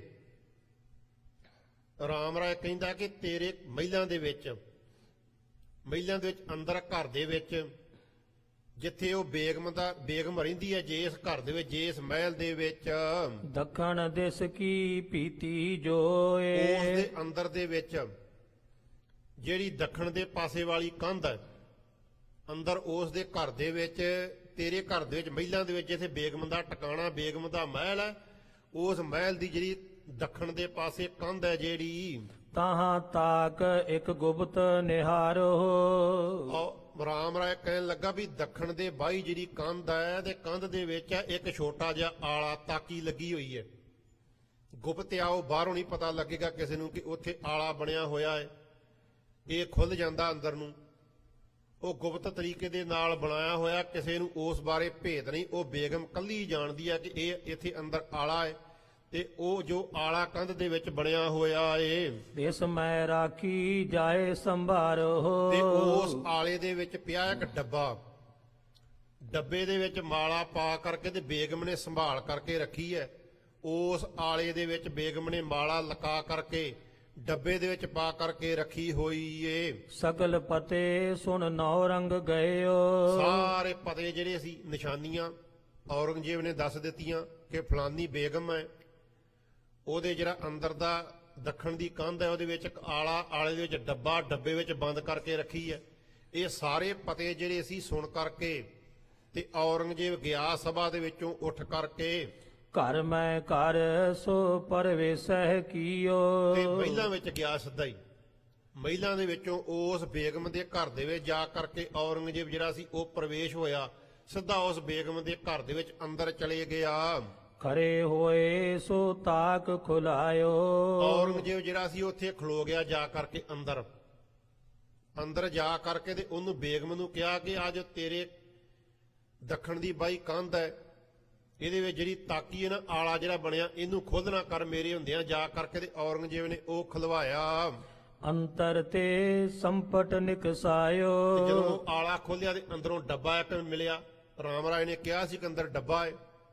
ਅੰਦਰ ਡੱਬਾ ਜਿਹੜਾ ਸੀ ਉਹ ਆਲੇ ਦੇ ਵਿੱਚੋਂ ਜਦੋਂ ਔਰੰਗਜ਼ੇਬ ਨੇ ਆਖ ਕਰਕੇ ਤੇ ਬਾਹਰ ਕਢਵਾਇਆ, ਉਹ ਡੱਬਾ ਜਦੋਂ ਬਾਹਰ ਕੱਢਿਆ ਗਿਆ ਤਿਸ ਮੈਂ ਤੇ ਤਸਬੀ ਨਿਕਸੀ ਤੇ ਹੈ ਜਦੋਂ ਉਸ ਡੱਬੇ ਨੂੰ ਖੋਲ ਕਰਕੇ ਵੇਖਿਆ, ਉਹ ਜੋ ਤਸਬੀਹ ਸੀ, ਮਾਲਾ ਸੀ, ਉਹ ਉਸ ਡੱਬੇ ਦੇ ਵਿੱਚੋਂ ਪ੍ਰਾਪਤ ਹੋ ਗਈ, ਉਸ ਦੇ ਵਿੱਚੋਂ ਉਹ ਮਿਲ ਗਈ। ਜੋਤ ਜਵਾਹਰ ਕੀ ਬਿਗਸੀ ਤੇ ਹੈ ਜਿਸ ਮਾਲਾ ਦੀ ਜਿਹੜੀ ਜੋਤ ਹੈ, ਪ੍ਰਕਾਸ਼ ਹੈ, ਉਹ ਪ੍ਰਤੱਖ ਹੀ ਦਿਸ ਰਿਹਾ ਸੀ, ਜਗਮਗ ਜਗਮਗ ਕਰ ਰਹੀ ਸੀ ਮਾਲਾ।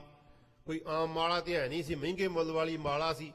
ਉਸ ਬੇਗਮ ਦੇ ਕੋਲੋਂ ਡੱਬੇ ਦੇ ਵਿੱਚੋਂ ਮਾਲਾ ਪ੍ਰਾਪਤ ਹੋ ਗਈ। ਹਰਿਖਿਓ ਸਾਹੋ ਸਭਾ ਲੈ ਆਇਓ ਤੇ ਬਾਦਸ਼ਾਹ ਉਸ ਮੌਕੇ ਤੇ ਉਹਨੇ ਬੇਗਮ ਨੂੰ ਵੀ ਤਾੜਨਾ ਕੀਤੀ, ਜੋ ਸਜ਼ਾ ਬਣਦੀ ਸੀ ਦਿੱਤੀ।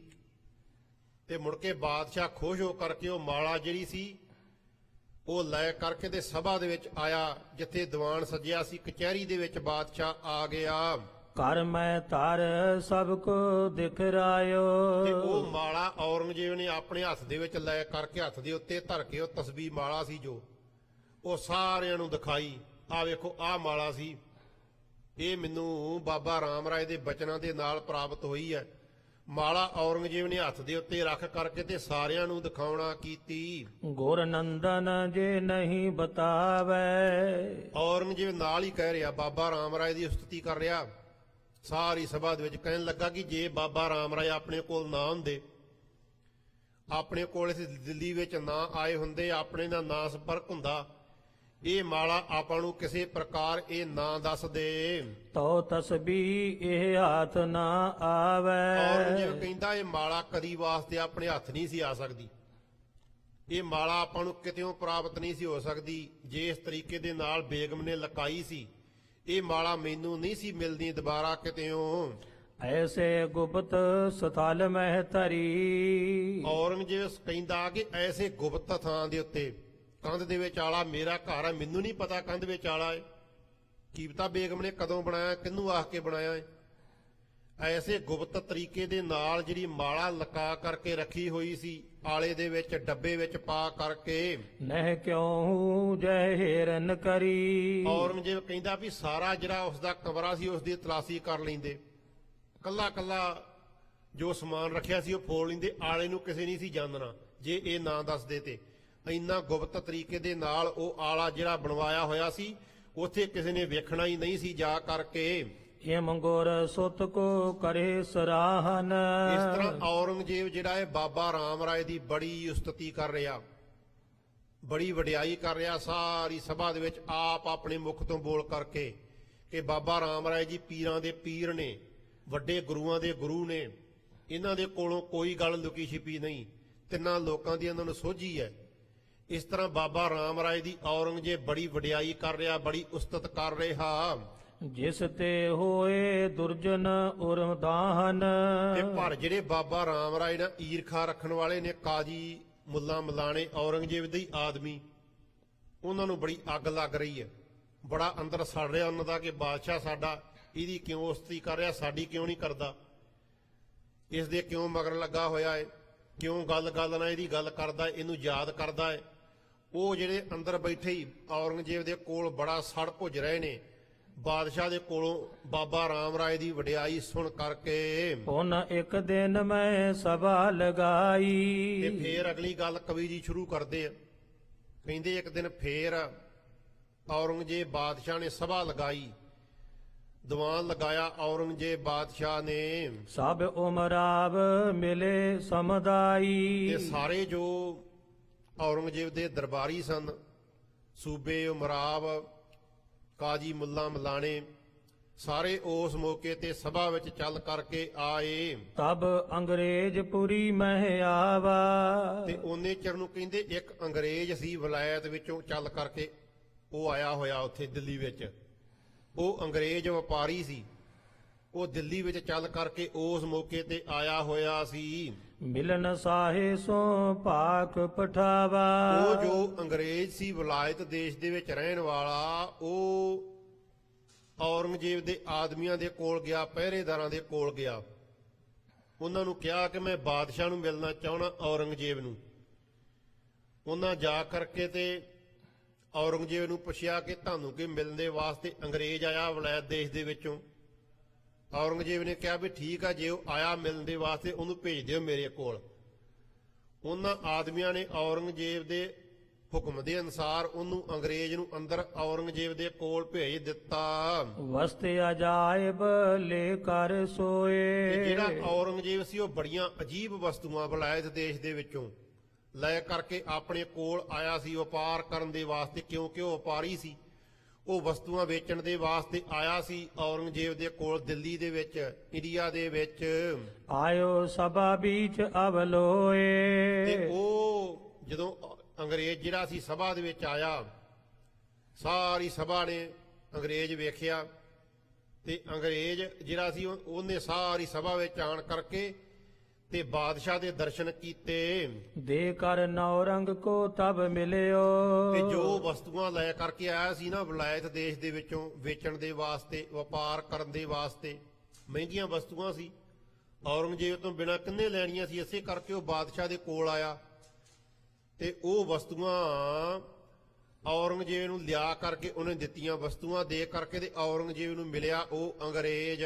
ਮੋਤੀ ਏਕ ਮਨੋ ਕੇ ਨ ਟਲਿਓ। ਤੇ ਇੱਕ ਬਾਕੀ ਵਸਤੂਆਂ ਕਹਿੰਦੇ ਉਹ ਲੈ ਕਰਕੇ ਆਓ, ਔਰੰਗਜ਼ੇਬ ਨੇ ਵਸਤੂਆਂ ਲੈ ਲੀਆਂ। ਇੱਕ ਮੋਤੀ ਸੀ ਬੜਾ ਸੁੰਦਰ, ਉਹ ਮੋਤੀ ਇਸ ਤਰ੍ਹਾਂ ਦਾ ਸੀ ਜਿਸ ਤਰ੍ਹਾਂ ਕਿਸੇ ਤਰਾਸ਼ ਨੇ ਉਹਨੂੰ ਤਰਾਸ਼ ਕਰਕੇ ਘੜ ਕਰਕੇ ਤੇ ਮੋਤੀ ਬਣਾਇਆ ਹੋਵੇ ਆਪ। ਬ੍ਰਤਲਾਕਾਰ ਏਕ ਸਮਸਾਰੋ। ਤੇ ਜੋ ਮੋਤੀ ਸੀ ਬ੍ਰਤਲਾਕਾਰ ਕੀ, ਉਹ ਗੋਲ ਸੀ, ਇੱਕ ਬਰਾਬਰ ਸੀ ਚਾਰ ਚਫੇਰੇ ਤੋਂ, ਇੱਕੋ ਜਿਹਾ ਮੋਤੀ ਜਿਹੜਾ ਸੀ ਉਹ ਬਣਿਆ ਹੋਇਆ ਸੀ। ਘਰ ਪਰ ਤਰਿਓ ਦਿਪੈ ਉਜਿਆਰੋ। ਉਹ ਜੋ ਮੋਤੀ ਜਿਹੜਾ ਸੀ ਜਦੋਂ ਬਾਦਸ਼ਾਹ ਨੇ ਆਪਣੇ ਹੱਥ ਦੇ ਉੱਤੇ ਰੱਖਿਆ ਤੇ ਉਸ ਦੀ ਜੋ ਜੋਤ ਸੀ, ਉਸ ਦੀ ਜੋ ਪ੍ਰਕਾਸ਼ ਸੀ, ਉਹ ਪ੍ਰਤੱਖੀ ਚਾਰ ਚਫੇਰੇ ਤੋਂ ਦਿਸ ਰਿਹਾ ਸੀ, ਇੰਨਾ ਸੁੰਦਰ ਉਹ ਮੋਤੀ ਸੀ। ਜੇ ਮੁਕਤਾ ਕੇ ਗੁਣ ਸਮੁਦਾਇਆ। ਕਹਿੰਦੇ ਵੀ ਜਿਹੜੇ ਮੋਤੀਆਂ ਦੇ ਵਿੱਚ ਗੁਣ ਹੋਣੇ ਚਾਹੀਦੇ ਆ, ਜਿਹੜੇ ਸਾਰੇ ਮੋਤੀਆਂ ਦੇ ਗੁਣ ਨੇ, ਮੋਤੀਆਂ ਦੇ ਜੋ ਸੋਭਾ ਹੈ, ਮੋਤੀਆਂ ਦੇ ਗੁਣ ਨੇ ਜੋ, ਸੋ ਤਿਸ ਬਿਕੇ ਮਹਾ ਦਿਪਤਾਇਆ। ਉਹ ਉਸ ਮੋਤੀ ਦੇ ਵਿੱਚ ਪ੍ਰਤੱਖ ਹੀ ਦਿਸ ਰਹੇ ਸਨ। ਦੂਰੋਂ ਹੀ ਉਹ ਮੋਤੀ ਦਾ ਪਤਾ ਲੱਗ ਰਿਹਾ ਸੀ ਕਿ ਇਹ ਕੋਈ ਆਮ ਮੋਤੀ ਨਹੀਂ ਹੈ, ਬੜਾ ਮਹਿੰਗੇ ਮੁੱਲ ਦਾ ਤੇ ਬੜਾ ਦੁਰਲੱਭ ਮੋਤੀ ਹੈ ਕੋਈ। ਅਪਰ ਵਸਤ ਬਹੁ ਮੋਲੀ ਦਹਿ ਤੇ ਕੈ। ਹੋਰ ਵੀ ਬਹੁਤ ਅਮੋਲਕ ਵਸਤੂਆਂ, ਔਰੰਗਜ਼ੇਬ ਬਾਦਸ਼ਾਹ ਨੂੰ ਉਸ ਅੰਗਰੇਜ਼ ਨੇ ਆ ਕਰਕੇ ਦੇਣੀਆਂ ਕੀਤੀਆਂ ਪੈਸੇ ਲੈ ਕਰਕੇ। ਮਿਲਿਓ ਸਾਹੋ ਬੌਲਿਓ ਰਜਾਇ ਤੇ ਕੈ ਬਾਦਸ਼ਾਹ ਉਹ ਵਸਤੂਆਂ ਲੈ ਕਰਕੇ ਜਦੋਂ ਅੰਗਰੇਜ਼ ਮਿਲਿਆ ਤੇ ਵਸਤੂਆਂ ਖਰੀਦੀਆਂ। ਬਾਦਸ਼ਾਹ ਵੇਖ ਕਰਕੇ ਵਸਤੂਆਂ ਤੇ ਬੜਾ ਖੁਸ਼ ਹੋਇਆ, ਇਹਦੇ ਦੁਰਲੱਭੀ ਵਸਤੂਆਂ ਮਿਲੀਆਂ ਏ। ਬੜਾ ਆਨੰਦ ਦੇ ਸਹਿਤ ਹੋਇਆ ਉਹ ਅੰਗਰੇਜ਼ ਨੂੰ ਮਿਲ ਕਰਕੇ। ਜੋ ਕਾਰਜ ਤਿਸ ਕੋ ਕਰ ਦੀਨਾ ਤੇ ਜੋ ਉਹ ਅੰਗਰੇਜ਼ ਦਾ ਕਾਰਜ ਸੀ, ਕਾਰਜ ਤੇ ਉਹ ਵਸਤੂਆਂ ਵੇਚਣ ਦਾ ਹੀ ਸੀ, ਵਪਾਰ ਕਰਨ ਦੇ ਵਾਸਤੇ ਆਇਆ ਸੀ। ਉਹ ਜਿਹੜਾ ਸਾਰਾ ਕਾਰਜ ਸੀ ਉਹ ਔਰੰਗਜ਼ੇਬ ਨੇ ਕਰ ਦਿੱਤਾ, ਭਾਵ ਉਸ ਦੀਆਂ ਵਸਤੂਆਂ ਔਰੰਗਜ਼ੇਬ ਨੇ ਖਰੀਦ ਲੈਣਾ ਕੀਤੀਆਂ, ਉਹਨੂੰ ਪੈਸੇ ਦੇ ਦੇਣਾ ਕੀਤੇ। ਪੁਨ ਅੰਗਰੇਜ ਪਿਆਨੋ ਕੀਨਾ ਤੇ ਫਿਰ ਜਿਹੜਾ ਅੰਗਰੇਜ਼ ਸੀ ਉਹਦਾ ਕਾਰਜ ਹੋ ਗਿਆ। ਔਰੰਗਜ਼ੇਬ ਦੇ ਕੋਲੋਂ ਛੁੱਟੀ ਲੈ ਕਰਕੇ ਤੇ ਉਹ ਅੰਗਰੇਜ਼ ਔਰੰਗਜ਼ੇਬ ਦੇ ਕੋਲੋਂ ਚਲੇ ਗਿਆ ਵਾਪਸ। ਤਿਸ ਪਸਚਾਤ ਸੋ ਮੁਕਤਾ ਲੈ ਕੈ ਉਹ ਅੰਗਰੇਜ਼ ਦੇ ਜਾਣ ਤੋਂ ਪਿੱਛੋਂ ਬਾਕੀ ਵਸਤੂਆਂ ਤੇ ਔਰੰਗਜ਼ੇਬ ਨੇ ਖਜ਼ਾਨੇ ਵਿੱਚ ਰਖਾ ਲੀਆਂ। ਤੇ ਜਿਹੜਾ ਮੋਤੀ ਸੀ ਨਾ, ਬੜਾ ਦੁਰਲੱਭ, ਜਿਹੜਾ ਬੜਾ ਚਮਕ ਰਿਹਾ ਸੀ ਮੋਤੀ, ਉਹ ਮੋਤੀ ਔਰੰਗਜ਼ੇਬ ਆਪਣੇ ਕੋਲ ਲੈ ਕਰਕੇ, ਹੱਥ ਦੇ ਵਿੱਚ ਲੈ ਕਰਕੇ ਬੇਗਮ ਨਿਕਟ ਗਇਓ ਹਿਤ ਕਹਿ ਕੈ ਤੇ ਉਹ ਬੇਗਮ ਦੇ ਕੋਲ ਗਿਆ, ਬੇਗਮ ਨੂੰ ਉਹ ਮੋਤੀ ਦੇਣ ਦੇ ਵਾਸਤੇ ਕਿ ਜਾ ਕਰਕੇ ਬੇਗਮ ਨੂੰ ਦੇਣਾ ਮੋਤੀ। ਬੇਗਮ ਨੂੰ ਦੇਣ ਦੇ ਵਾਸਤੇ ਉਹ ਮੋਤੀ ਲੈ ਕਰਕੇ ਤੇ ਬੇਗਮ ਦੇ ਕੋਲ ਗਿਆ। ਅਦਕ ਸਨੇਹ ਜਾਹੇ ਸੰਗ ਲਾਗਾ ਉਸ ਬੇਗਮ ਦੇ ਕੋਲ, ਕਿਉਂਕਿ ਬੇਗਮਾਂ ਵੀ ਔਰੰਗਜ਼ੇਬ ਦੀਆਂ ਕਈ ਸੀ, ਜਿਹੜੀ ਬੇਗਮ ਦੇ ਨਾਲ ਉਹ ਜ਼ਿਆਦਾ ਮੋਹ ਕਰਦਾ ਸੀ, ਜਿਹਨੂੰ ਚੰਗਾ ਜਾਣਦਾ ਸੀ, ਉਸ ਬੇਗਮ ਦੇ ਕੋਲ ਔਰੰਗਜ਼ੇਬ ਗਿਆ ਉਹ ਮੋਤੀ ਨੂੰ ਲੈ ਕਰਕੇ। ਕਿਸੇ ਦਿਕਾਇਓ ਧਰ ਕਰ ਆਗਾ ਤੇ ਉਹਨੂੰ ਆਪਣੇ ਹੱਥ ਦੇ ਵਿੱਚ ਲੈ ਕਰਕੇ, ਹੱਥ ਦੇ ਉੱਤੇ ਧਰ ਕਰਕੇ, ਤੇ ਉਸ ਬੇਗਮ ਨੂੰ ਜਾ ਕਰਕੇ, ਜਿਹਦੇ ਨਾਲ ਜ਼ਿਆਦਾ ਮੋਹ ਕਰਦਾ ਸੀ ਔਰੰਗਜ਼ੇਬ, ਉਹਨੂੰ ਜਾ ਕਰਕੇ ਉਹ ਮੋਤੀ ਜਿਹੜਾ ਸੀ ਵਿਖਾਇਆ, ਉਸ ਦੇ ਅੱਗੇ ਰੱਖਿਆ ਜਾ ਕਰਕੇ। ਭੂਕਣ ਵਿਖੇ ਪਹਿਰ ਇਹ ਪਿਆਰੀ ਤੇ ਉਹਨੂੰ ਜਾ ਕਰਕੇ ਔਰੰਗਜ਼ੇਬ ਕਹਿਣ ਲੱਗਾ, ਇਹ ਮੇਰੀ ਪਿਆਰੀ ਬੇਗਮ, ਆ ਮੈਂ ਦੁਰਲੱਭ ਵਸਤੂ ਤੇਰੇ ਵਾਸਤੇ ਖਰੀਦ ਕਰਕੇ ਲਿਆਇਆ, ਮੋਤੀ। ਇਸ ਮੋਤੀ ਨੂੰ ਤੂੰ ਆਪਣੇ ਗਹਿਣੇ ਦੇ ਵਿੱਚ ਜੜਵਾ ਲੈਣਾ ਕਰ, ਆਪਣੇ ਗਹਿਣਿਆਂ ਦੇ ਵਿੱਚ ਇਹਨੂੰ ਤੂੰ ਲਗਾ ਲੈਣਾ ਕਰ। ਜਿਸ ਤੇ ਹੋਏ ਜਜਾਏ ਤੇ ਸੁਪਾਰੀ ਜਿਸ ਮੋਤੀ ਦੇ ਗਹਿਣੇ ਵਿੱਚ ਲੱਗਣ ਦਾ ਕਰਕੇ, ਜਦੋਂ ਮੋਤੀ ਲੱਗੇਗਾ ਗਹਿਣੇ ਵਿੱਚ, ਗਹਿਣਾ ਤੂੰ ਸਰੀਰ ਤੇ ਪਹਿਨੇਗੀ ਤੇ ਤੇਰੀ ਬੜੀ ਸਜਾਵਟ ਬਣੇਗੀ, ਬੜੀ ਤੇਰੀ ਛਵੀ ਬਣੇਗੀ, ਸੋਭਾ ਵਾਲੀ ਤੂੰ ਬਣ ਜਾਵੇਂਗੀ। ਦੂਰ ਦੇਸ ਤੇ ਆਨਿਓ ਇਹੀ ਔਰੰਗਜ਼ੇਬ ਕਹਿੰਦਾ ਕਿ ਇਹ ਮੇਰੀ ਪਿਆਰੀ ਸੁਣ, ਇਹ ਜੋ ਮੋਤੀ ਹੈ ਇਹ ਆਮ ਨਹੀਂ ਹੈ ਕੋਈ ਕਿ ਕਿਸੇ ਦੁਕਾਨ ਤੋਂ ਖਰੀਦ ਕਰਕੇ ਲੈ ਆਇਆ ਮੋਤੀ ਮੈਂ। ਇਹ ਮੋਤੀ ਦੂਰ ਦੇਸ਼ ਤੋਂ, ਵਲਾਇਤ ਦੇਸ਼ ਤੋਂ ਕੋਈ ਅੰਗਰੇਜ਼ ਲੈ ਕਰਕੇ ਆਇਆ ਸੀ, ਉਸ ਦੇ ਕੋਲੋਂ ਮੋਤੀ ਮੈਂ ਬਹੁਤ ਭਾਰੀ ਮਾਇਆ ਦੇ ਕਰਕੇ, ਬਹੁਤ ਜ਼ਿਆਦੀ ਮਾਇਆ ਦੇ ਕਰਕੇ ਇਹ ਮੋਤੀ ਖਰੀਦਿਆ ਏ ਤੇਰੇ ਵਾਸਤੇ। ਅਦਕ ਪਿਆਰ ਸਭ ਬੇਗਮ ਤੇ ਹੀ ਤੇ ਔਰੰਗਜ਼ੇਬ ਕਹਿੰਦਾ ਮੈਂ ਸਾਰੀਆਂ ਬੇਗਮਾਂ ਦੇ ਵਿੱਚੋਂ ਤੇਰੇ ਨਾਲ ਜ਼ਿਆਦਾ ਮੋਹ ਕਰਦਾ, ਤੈਨੂੰ ਚੰਗਾ ਜਾਣਦਾ, ਇਸ ਕਰਕੇ ਤੇਰੇ ਵਾਸਤੇ ਮੋਤੀ ਖਰੀਦਿਆ ਏ ਤੇ ਤੈਨੂੰ ਮੈਂ ਮੋਤੀ ਦੇਣ ਦੇ ਵਾਸਤੇ ਲੈ ਕਰਕੇ ਆਇਆ ਹਾਂ। ਦੇਖਤ ਹੀ ਮੁਕਤਾ ਹਰਿ ਖਾਈ ਤੇ ਜਦੋਂ ਉਹ ਮੋਤੀ ਜਿਹੜਾ ਸੀ ਔਰੰਗਜ਼ੇਬ ਤੋਂ ਲੈ ਕਰਕੇ ਤੇ ਬੇਗਮ ਨੇ ਵੇਖਿਆ, ਮੋਤੀ ਬੜਾ ਸੁੰਦਰ ਸੀ, ਉਹ ਮੋਤੀ ਨੂੰ ਵੇਖ ਕਰਕੇ ਤੇ ਬੇਗਮ ਬੜੀ ਖੁਸ਼ ਹੋਈ, ਬੜੇ ਆਨੰਦ ਦੇ ਸਹਿਤ ਹੋਈ। ਇੱਕ ਤੇ ਜਾਣਿਆ ਕਿ ਮੇਰਾ ਜਿਹੜਾ ਪਤੀ ਹੈ ਬਾਦਸ਼ਾਹ ਔਰੰਗਜ਼ੇਬ ਮੇਰੇ ਨਾਲ ਬੜਾ ਮੋਹ ਕਰਦਾ ਹੈ, ਮੇਰੇ ਨਾਲ ਪਿਆਰ ਕਰਦਾ ਹੈ, ਤੇ ਦੂਜਾ ਮੇਰੇ ਵਾਸਤੇ ਦੁਰਲੱਭ ਵਸਤੂ ਲੈ ਕਰਕੇ ਆਇਆ ਜਿਹੜੀ ਆਪਣੇ ਦੇਸ਼ ਦੇ ਵਿੱਚੋਂ ਮਿਲਦੀ ਨਹੀਂ। ਉਹ ਵੇਖ ਕਰਕੇ ਤੇ ਮੋਤੀ ਲੈ ਕਰਕੇ ਤੇ ਬੇਗਮ ਬੜੀ ਖੁਸ਼ ਹੋਈ। ਅਦਕ ਆਬ ਸਮ ਏਕ ਗੋਲਾਈ ਜਿਹੜੇ ਮੋਤੀ ਦੀ ਅਦਕ ਆਬ ਕੀ ਹੈ, ਬਹੁਤ ਹੀ ਸੋਭਾ ਸੀ, ਬੜਾ ਸੁੰਦਰ ਸੀ, ਤੇ ਚਾਰ ਚਫੇਰੇ ਤੋਂ ਇੱਕੋ ਜੀ ਗਲਾਈ ਸੀ। ਨਹੀਂ ਤੇ ਮੋਤੀ ਆਮ ਜਿਹੜੇ ਆ ਉਹ ਗਲਾਈ ਇੱਕੋ ਜੀ ਨਹੀਂ ਹੁੰਦੀ, ਚਾਰ ਚਫੇਰੇ ਤੋਂ ਇੱਕੋ ਜੀ ਗਲਾਈ ਸੀ ਉਸ ਮੋਤੀ ਦੀ। ਸੁਨੋ ਸਾਹਾ ਜੀ ਹੈ ਇਹੋ ਨੀਕੋ ਉਹ ਕਹਿਣ ਲੱਗੀ, ਬੇਗਮ ਕੋ ਕਹਿਣ ਲੱਗੀ ਹੈ, ਸ਼ਾਹ ਜੀ ਮੇਰੇ ਪਤੀ ਪਰਮੇਸ਼ਰ, ਇਹ ਮੋਤੀ ਹੈ ਤੇ ਬੜਾ ਸੁੰਦਰ, ਬਹੁਤ ਮੋਤੀ ਫਾਬਰਿਆ, ਬੜਾ ਚੰਗਾ ਕੀਤਾ ਤੁਸੀਂ, ਇਹ ਮੇਰੇ ਵਾਸਤੇ ਸੁੰਦਰ ਮੋਤੀ ਲੈ ਕਰਕੇ ਆਏ ਹੋ। ਤਉ ਮਨੋਰਥ ਪੁਰਹੋ ਨਾ ਜੀ ਕੋ ਤੇ ਤਾਂ ਵੀ ਉਹ ਬੇਗਮ ਕਹਿਣ ਲੱਗੀ ਕਿ ਜੋ ਮੇਰੇ ਮਨ ਦਾ ਮਨੋਰਥ ਹੈ ਇਹ ਪੂਰਾ ਨਹੀਂ ਹੋਵੇਗਾ ਇੱਕ ਮੋਤੀ ਦੇ ਨਾਲ, ਮੇਰੇ ਮਨ ਦੀ ਜੋ ਇੱਛਾ ਹੈ, ਖਵਾਇਸ਼ ਹੈ, ਇਹ ਪੂਰੀ ਨਹੀਂ ਹੋਵੇਗੀ, ਬੇਗਮ ਦਾ ਫੇਰ ਨਹੀਂ ਮਨ ਖਲੋਤਾ। ਕਹਿਣ ਲੱਗੀ ਮੇਰੀ ਇੱਛਾ ਜਿਹੜੀ ਆ ਇੱਕ ਮੋਤੀ ਲੈਣ ਦੇ ਨਾਲ ਪੂਰੀ ਨਹੀਂ ਹੋਵੇਗੀ। ਇਕ ਮੁਕਤਾ ਤੇ ਹੋਏ ਨਾ ਕੰਮ। ਉਹ ਬਾਦਸ਼ਾਹ ਨੂੰ ਕਹਿਣ ਲੱਗੀ ਕਿ ਇੱਕ ਮੋਤੀ ਦੇ ਨਾਲ ਕੰਮ ਨਹੀਂ ਸਰੇਗਾ। ਜੋ ਮੈਂ ਕਰਨਾ ਚਾਹੁੰਦੀ ਆ ਇੱਕ ਮੋਤੀ ਦੇ ਨਾਲ ਉਹ ਨਹੀਂ ਹੋਵੇਗਾ। ਨਥ ਮੈਂ ਕਿਉ ਲਾਗੇ ਅਬਿਰਾਮਾ। ਉਹ ਕਹਿਣ ਲੱਗੀ ਇਹ ਮੋਤੀ ਆ ਇੱਕ, ਤੇ ਇਸ ਮੋਤੀ ਨੂੰ ਮੈਂ ਨੱਥ ਦੇ ਵਿੱਚ ਲਾਉਣਾ, ਨੱਕ ਦੇ ਵਿੱਚ ਪਾਉਣ ਵਾਲੀ ਜੋ ਨੱਥ ਆ ਉਸ ਦੇ ਵਿੱਚ। ਤੇ ਇੱਕ ਮੋਤੀ ਨੱਥ ਦੇ ਵਿੱਚ ਲੱਗਣ ਦੇ ਨਾਲ ਨੱਥ ਜਿਹੜੀ ਆ ਸੁੰਦਰ ਨਹੀਂ ਬਣੇਗੀ, ਬਹੁਤੀ ਫੱਬੇਗੀ ਨਹੀਂ ਇੱਕ ਮੋਤੀ ਲੱਗਣ ਦੇ ਨਾਲ। ਜਾਂ ਤੇ ਇਸ ਜੋਟੀ ਕੋ ਔਰ। ਉਹ ਬੇਗਮ ਕਹਿੰਦੀ ਵੀ ਜਾਂ ਤੇ ਇਹਦੇ ਵਰਗਾ ਇੱਕ ਮੋਤੀ ਹੋਰ ਕਿਤੇੋਂ ਲੱਭ ਕੇ ਲਿਆਓ। ਦੋ ਮੋਤੀ ਨੱਥ ਵਿੱਚ ਲੱਗਣਗੇ ਤਾਂ ਨੱਥ ਸੁੰਦਰ ਬਣੇਗੀ।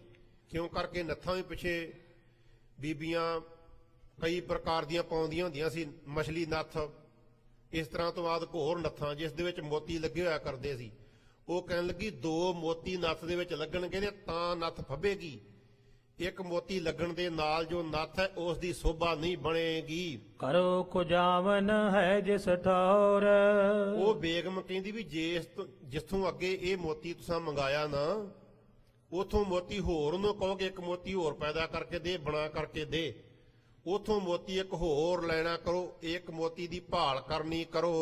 ਹੁਣ ਇਹ ਸੱਜੇ ਪਰੇ ਨਥ ਮਾਹੀ। ਤੇ ਫੇਰ ਇਹ ਜਦੋਂ ਦੋ ਮੋਤੀ ਮਿਲ ਗਏ ਤੇ ਦੋਵੇਂ ਮੋਤੀ ਜਦੋਂ ਨੱਥ ਦੇ ਵਿੱਚ ਜੜੇ ਗਏ, ਨੱਥ ਦੇ ਵਿੱਚ ਗਹਿਣੇ ਦੇ ਨਾਲ ਹੀ ਜੋੜ ਦਿੱਤੇ ਗਏ ਤੇ ਨੱਥ ਬੜਾ ਫੱਬੇਗੀ, ਬੜੀ ਸ਼ੋਭਾ ਬਣੇਗੀ ਉਸ ਮੌਕੇ ਤੇ। ਸੁਨਤ ਸਾਹੂ ਕਹਿ ਦੂਸਰ ਨਾਹੀ।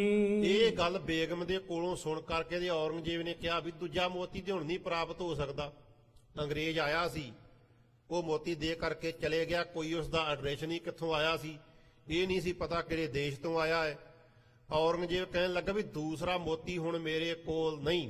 ਸਾਗਰ ਟਾਪੂ ਤੇ ਇਹ ਆਇਓ। ਉਹ ਬੇਗਮ ਕਹਿੰਦੀ ਵੀ ਇਹ ਮੋਤੀ ਅੱਗੇ ਕਿੱਥੋਂ ਲਿਆਂਦਾ ਤੁਸੀਂ? ਔਰੰਗਜ਼ੇਬ ਕਹਿਣ ਲੱਗਾ ਕਿ ਸਮੁੰਦਰ ਦੇ ਵਿੱਚ ਆ ਕੋਈ ਟਾਪੂ, ਸਮੁੰਦਰ ਦੇ ਵਿੱਚ ਕੋਈ ਦੇਸ਼ ਵਸਿਆ ਹੋਇਆ ਹੈ ਤੇ ਉਥੋਂ ਇਹ ਮੋਤੀ ਲੈ ਕਰਕੇ ਕੋਈ ਆਦਮੀ ਮੇਰੇ ਕੋਲ ਚੱਲ ਕਰਕੇ ਆਇਆ ਸੀ। ਆਨ ਸਥਾਨ ਨਹੀਂ ਅਸ ਪਾਇਓ। ਤੇ ਇਹ ਜੋ ਮੋਤੀ ਹੈ ਹੋਰ ਆਪਣੇ ਦੇਸ਼ ਦੇ ਵਿੱਚੋਂ ਨਹੀਂ ਕਿਤੇੋਂ ਮਿਲ ਸਕਦਾ। ਇਹਦੇ ਨਾਲ ਦਾ ਮੋਤੀ ਕਿਤੇੋਂ ਦੁਨੀਆ ਤੋਂ ਹੋਰ ਨਹੀਂ ਪ੍ਰਾਪਤ ਹੋ ਸਕਦਾ। ਚਿਤਵਤ ਚਿਤ ਮੈਂ ਕਿਤ ਤੇ ਪਾਉ। ਤੇ ਔਰੰਗਜ਼ੇਬ ਮਨ ਦੇ ਵਿੱਚ ਸੋਚ ਰਿਹਾ, ਬੇਗਮ ਨੂੰ ਤੇ ਕਹਿ ਦਿੱਤਾ ਹੈ ਕਿ ਕੋਈ ਗੱਲ ਨਹੀਂ ਮੈਂ ਭਾਲ ਕਰਾਂਗਾ ਉਸ ਮੋਤੀ ਦੀ, ਪਰ ਮਨ ਦੇ ਵਿੱਚ ਔਰੰਗਜ਼ੇਬ ਸੋਚ ਰਿਹਾ ਕਿ ਮੋਤੀ ਕਿੱਥੋਂ ਲਿਆਵਾਂਗਾ ਹੋਰ ਮੈਂ। ਇੱਕ ਮੋਤੀ ਦੇ ਕਰਕੇ ਤੇ ਇਹ ਅੱਗੇ ਨੂੰ ਮੁਸ਼ਕਲ ਵੱਡੀ ਖੜੀ ਕਰ ਲਈ ਮੈਂ, ਹੁਣ ਦੂਸਰਾ ਮੋਤੀ ਮੈਂ ਕਿੱਥੋਂ ਪ੍ਰਾਪਤ ਕਰਾਂਗਾ। ਬਿਕਤ ਹੋਏ ਦੇ ਦਰਬ ਮੰਗਾਉ। ਔਰੰਗਜ਼ੇਬ ਸੋਚਦਾ ਵੀ ਜੇ ਤੇ ਮੋਤੀ ਕਿਤੇੋਂ ਮਿਲਦਾ ਹੋਏ ਮੁੱਲ ਲਾਗੋਂ ਬੰਨਿਓ ਤੇ ਮੈਂ ਮੋਤੀ ਪੈਸੇ ਦੇ ਕਰਕੇ ਖਰੀਦ ਲਵਾਂ। ਇਹ ਵੀ ਨਹੀਂ ਪਤਾ ਕਿ ਅੰਗਰੇਜ਼ ਆਇਆ ਕਿੱਥੋਂ ਸੀ, ਕਿੱਥੋਂ ਲੈ ਕਰਕੇ ਆਇਆ ਏ। ਜੇ ਤੇ ਮੁੱਲ ਦੇ ਨਾਲ ਹੀ ਮੋਤੀ ਮਿਲਦਾ ਹੋਵੇ ਤੇ ਮੈਂ ਬਹੁਤਾ ਮਾਇਆ ਖਰਚ ਕਰਕੇ ਤੇ ਮੋਤੀ ਦੂਸਰਾ ਬੇਗਮ ਦੇ ਵਾਸਤੇ ਲੈ ਲਵਾਂ। ਬੇਗਮ ਸੰਗ ਕਹਿਤ ਪਇਓ ਸਾਹੂ। ਤੇ ਬੇਗਮ ਨੂੰ ਤੇ ਉਸ ਮੌਕੇ ਤੇ ਔਰੰਗਜ਼ੇਬ ਨੇ ਕਹਿ ਦਿੱਤਾ, ਮੋਤੀ ਜਿਹੜਾ ਸੀ ਬੇਗਮ ਨੇ ਵਾਪਸ ਦੇ ਦਿੱਤਾ ਕਿ ਮੋਤੀ ਇੱਕ ਨੂੰ ਮੈਂ ਕੀ ਕਰਨਾ ਜਾਂ ਦੋ ਲਿਆਓ। ਉਸ ਮੌਕੇ ਤੇ ਬੇਗਮ ਨੂੰ ਤੇ ਬਾਦਸ਼ਾਹ ਨੇ ਇਸ ਤਰ੍ਹਾਂ ਬਚਨ ਕਹਿ ਦਿੱਤੇ, ਖੁਜਵਾਵਹੁ ਪ੍ਰਾਪਤ ਤਲ ਜਾਹੂ। ਤੇ ਔਰੰਗਜ਼ੇਬ ਉਸ ਮੌਕੇ ਤੇ ਬੇਗਮ ਨੂੰ ਕਹਿੰਦਾ ਵੀ ਠੀਕ ਆ, ਮੋਤੀ ਦੀ ਮੈਂ ਭਾਲ ਕਰਾਂਗਾ, ਜਿੱਥੋਂ ਵੀ ਮੈਨੂੰ ਪ੍ਰਾਪਤ ਹੋਇਆ ਮੋਤੀ ਮੈਂ ਪ੍ਰਾਪਤ ਕਰਾਂਗਾ, ਤੇਰੀ ਇਹ ਇੱਛਾ ਪੂਰੀ ਕਰਾਂਗਾ। ਮੋਤੀ ਮੈਂ ਜ਼ਰੂਰ ਹੀ ਕਿਤਿਓਂ ਨਾ ਕਿਤਿਓਂ ਲੱਭ ਕੇ ਪ੍ਰਾਪਤ ਕਰਕੇ ਤੈਨੂੰ ਮੈਂ ਜ਼ਰੂਰ ਦੇਵਾਂਗਾ। ਤਬ ਅਗਲੇ ਦਿਨ ਸਭਾ ਲਗਾਈ। ਤੇ ਜਦੋਂ ਅਗਲੇ ਦਿਨ ਔਰੰਗਜ਼ੇਬ ਨੇ ਫੇਰ ਸਭਾ ਲਗਾਈ, ਕਚਹਿਰੀ ਲਗਾ ਕਰਕੇ ਜਦੋਂ ਅਗਲੇ ਦਿਨ ਔਰੰਗਜ਼ੇਬ ਬੈਠਿਆ ਸਭਾ ਦੇ ਵਿੱਚ, ਭਏ ਸਭਾ ਸਦ ਮਿਲ ਸਮੁਦਾਈ। ਤੇ ਸਾਰੇ ਜੋ ਮੁਖੀ ਸਨ ਬਾਦਸ਼ਾਹ ਦੇ ਦਰਬਾਰੀ, ਉਹ ਵੀ ਉਸ ਮੌਕੇ ਤੇ ਆ ਗਏ ਬਾਦਸ਼ਾਹ ਦੇ ਸਭਾ ਵਿੱਚ ਹਾਜ਼ਰ ਹੋਣ ਦੇ ਵਾਸਤੇ। ਹੁਣ ਸ੍ਰੀ ਰਾਮ ਰਾਏ ਚੱਲ ਆਇਓ। ਤੇ ਬਾਬਾ ਰਾਮ ਰਾਏ ਨੂੰ ਕਿਹਾ ਸੀ ਕਿ ਸਭਾ ਵਿੱਚ ਤੁਸੀਂ ਭਈ ਆ ਕਰਕੇ ਦਰਸ਼ਨ ਦਿਓ। ਤੇ ਬਾਬਾ ਰਾਮ ਰਾਏ ਜੀ ਵੀ ਉਧਰੋਂ ਸਭਾ ਵਿੱਚ ਚੱਲ ਕਰਕੇ ਤੇ ਔਰੰਗਜ਼ੇਬ ਦੇ ਕੋਲ ਪਹੁੰਚ ਗਏ। ਸਾਦਰ ਸਾਹੂ ਕਹਿਓ ਬੈਠਾਇਓ। ਤੇ ਬਾਦਸ਼ਾਹ ਨੇ ਜਿਸ ਤਰ੍ਹਾਂ ਅੱਗੇ ਸਤਿਕਾਰ ਕਰਦਾ ਸੀ ਉਦੋਂ ਨਾਲੋਂ ਵੱਧ ਸਤਿਕਾਰ ਕੀਤਾ। ਬੜਾ ਮਾਣ ਕੀਤਾ ਬਾਬਾ ਰਾਮ ਰਾਏ ਜੀ ਦਾ। ਬੜੇ ਸਤਿਕਾਰ ਦੇ ਨਾਲ ਬਾਬਾ ਰਾਮ ਰਾਏ ਜੀ ਨੂੰ ਔਰੰਗਜ਼ੇਬ ਨੇ ਆਪਣੇ ਕੋਲ ਬਿਠਾ ਲੈਣਾ ਕੀਤਾ। ਦੇਖਤ ਹੀ ਮਨ ਮਹਿ ਪੁਰ ਤੇ ਆਈ। ਜਦੋਂ ਬਾਬਾ ਰਾਮ ਰਾਏ ਜੀ ਸਭਾ ਦੇ ਵਿੱਚ ਆਏ ਤੇ ਸਤਿਕਾਰ ਦੇ ਨਾਲ ਕੋਲ ਬਿਠਾਇਆ, ਉਸ ਮੌਕੇ ਤੇ ਔਰੰਗਜ਼ੇਬ ਦੇ ਮਨ ਦੇ ਵਿੱਚ ਫੁਰਨ ਆਇਆ। ਔਰੰਗਜ਼ੇਬ ਨੇ ਆਪਣੇ ਮਨ ਦੇ ਵਿੱਚ ਇਹ ਗੱਲ ਉਸ ਮੌਕੇ ਤੇ ਸੋਚਣਾ ਕੀਤੀ। ਇਨ ਤੇ ਮੁਕਤਾ ਲਿਹੋ ਮੰਗਾਈ। ਔਰੰਗਜ਼ੇਬ ਸੋਚਦਾ ਕਿ ਜਿਹੜਾ ਮੋਤੀ ਕੱਲ ਮੈਂ ਬੇਗਮ ਨੂੰ ਕਹਿ ਕਰਕੇ ਆਇਆ ਕਿ ਤੈਨੂੰ ਮੋਤੀ ਇੱਕ ਹੋਰ ਦੇਵਾਂਗੇ ਇਹਦੇ ਨਾਲ ਦਾ, ਇਹ ਤੇਰੀ ਇੱਛਾ ਪੂਰੀ ਕਰਾਂਗੇ, ਤੇ ਇੱਛਾ ਹੋਰ ਕਿੱਥੋਂ ਪੂਰੀ ਹੋਣੀ ਹੈ? ਬਾਬਾ ਰਾਮ ਰਾਏ ਕੋਲ ਆਏ ਹੈ, ਇਹਨਾਂ ਨੂੰ ਮੈਂ ਕਹਿ ਦਿੰਦਾ ਕਿ ਮੋਤੀ ਮੰਗਾ ਕਰਕੇ ਦਿਓ, ਇਹਨਾਂ ਕਿਹੜੀ ਦੇਰੀ ਲਾਉਣੀ ਹੈ? ਇਹਨਾਂ ਨੇ ਮੋਤੀ ਮੰਗਾ ਦੇਣਾ, ਜਿੱਥੋਂ ਮਰਜ਼ੀ ਲਿਆ ਕਰਕੇ ਦੇਣ। ਔਰੰਗਜ਼ੇਬ ਕਹਿਣ ਲੱਗਾ ਮੋਤੀ ਜਿਹੜਾ ਮੈਂ ਇਹਨਾਂ ਦੇ ਕੋਲੋਂ ਮੰਗਵਾ ਲੈਂਦਾ ਹਾਂ, ਇਹਨਾਂ ਦੇ ਕੋਲੋਂ ਪ੍ਰਾਪਤ ਕਰ ਲਵਾਂਗਾ। ਗੁਰ ਸੁਤ ਸੋ ਤਬ ਸਵਾਲ ਬਖਾਨਾ। ਉਸ ਮੌਕੇ ਤੇ ਔਰੰਗਜ਼ੇਬ ਨੇ ਗੁਰੂ ਦੇ ਪੁੱਤਰ ਬਾਬਾ ਰਾਮ ਰਾਏ ਜੀ ਦੇ ਕੋਲ ਇਹ ਸਵਾਲ ਕਹਿ ਦਿੱਤਾ। ਕਹੀ ਦੇਣਾ ਸੀ, ਕਿਹੜਾ ਜ਼ੋਰ ਲੱਗਣਾ ਸੀ? ਬਾਬਾ ਰਾਮ ਰਾਏ ਨੂੰ ਇਸ ਤਰ੍ਹਾਂ ਬਚਨ ਔਰੰਗਜ਼ੇਬ ਨੇ ਕਹਿ ਦਿੱਤਾ। ਤਿਸ ਮੁਕਤਾ ਕੋ ਤਰ ਨਿਜ ਪਾਨਾ। ਉਹ ਜਿਹੜਾ ਮੋਤੀ ਸੀ ਉਹਨੂੰ ਔਰੰਗਜ਼ੇਬ ਨੇ ਆਪਣੇ ਹੱਥ ਦੇ ਵਿੱਚ ਲੈ ਲਿਆ। ਹੱਥ ਦੇ ਵਿੱਚ ਲੈ ਕਰਕੇ ਤੇ ਉਹ ਮੋਤੀ ਬਾਬਾ ਰਾਮ ਰਾਏ ਦੇ ਅੱਗੇ ਕਰਕੇ ਤੇ ਇਸ ਤਰ੍ਹਾਂ ਔਰੰਗਜ਼ੇਬ ਜਿਹੜਾ ਸੀ ਉਹ ਬਚਨ ਬਾਬਾ ਰਾਮ ਰਾਏ ਨੂੰ ਕਹਿਣ ਲੱਗਾ। ਅਸ ਇੱਕ ਅਪਰ ਮਿਲੈ ਇਸ ਹਾ ਸਾਥ। ਉਹ ਔਰੰਗਜ਼ੇਬ ਕਹਿੰਦਾ ਬਾਬਾ ਰਾਮ ਰਾਏ ਜੀ ਆ ਮੋਤੀ ਆ ਮੇਰੇ ਕੋਲ, ਤੇ ਇਹਦੇ ਨਾਲ ਦਾ ਇੱਕ ਮੋਤੀ ਆਪਾਂ ਨੂੰ ਹੋਰ ਚਾਹੀਦਾ ਹੈ, ਇਸੇ ਰੰਗ ਦਾ ਹੋਵੇ, ਇਹਦੇ ਵਰਗਾ ਮੋਤੀ ਹੋਵੇ, ਇਹਦੇ ਜਿੱਡਾ ਹੋਵੇ, ਬਿਲਕੁਲ ਇਸ ਤਰ੍ਹਾਂ ਦਾ ਇੱਕ ਮੋਤੀ ਆਪਾਂ ਨੂੰ ਹੋਰ ਚਾਹੀਦਾ ਇਸ ਦੇ ਨਾਲ ਦਾ। ਦੇਹ ਜਬਾਇਸ ਪਰਿ ਕੈ ਨਾਥ। ਔਰੰਗਜ਼ੇਬ ਕਹਿੰਦਾ ਵੀ ਇਹਨੂੰ ਕਰਨਾ ਕੀ ਆਪਾਂ, ਕੇਸ ਕੰਮ ਆਪਣੇ। ਔਰੰਗਜ਼ੇਬ ਕਹਿਣ ਲੱਗਾ ਕਿ ਮੇਰੀ ਹੈ ਬੇਗਮ।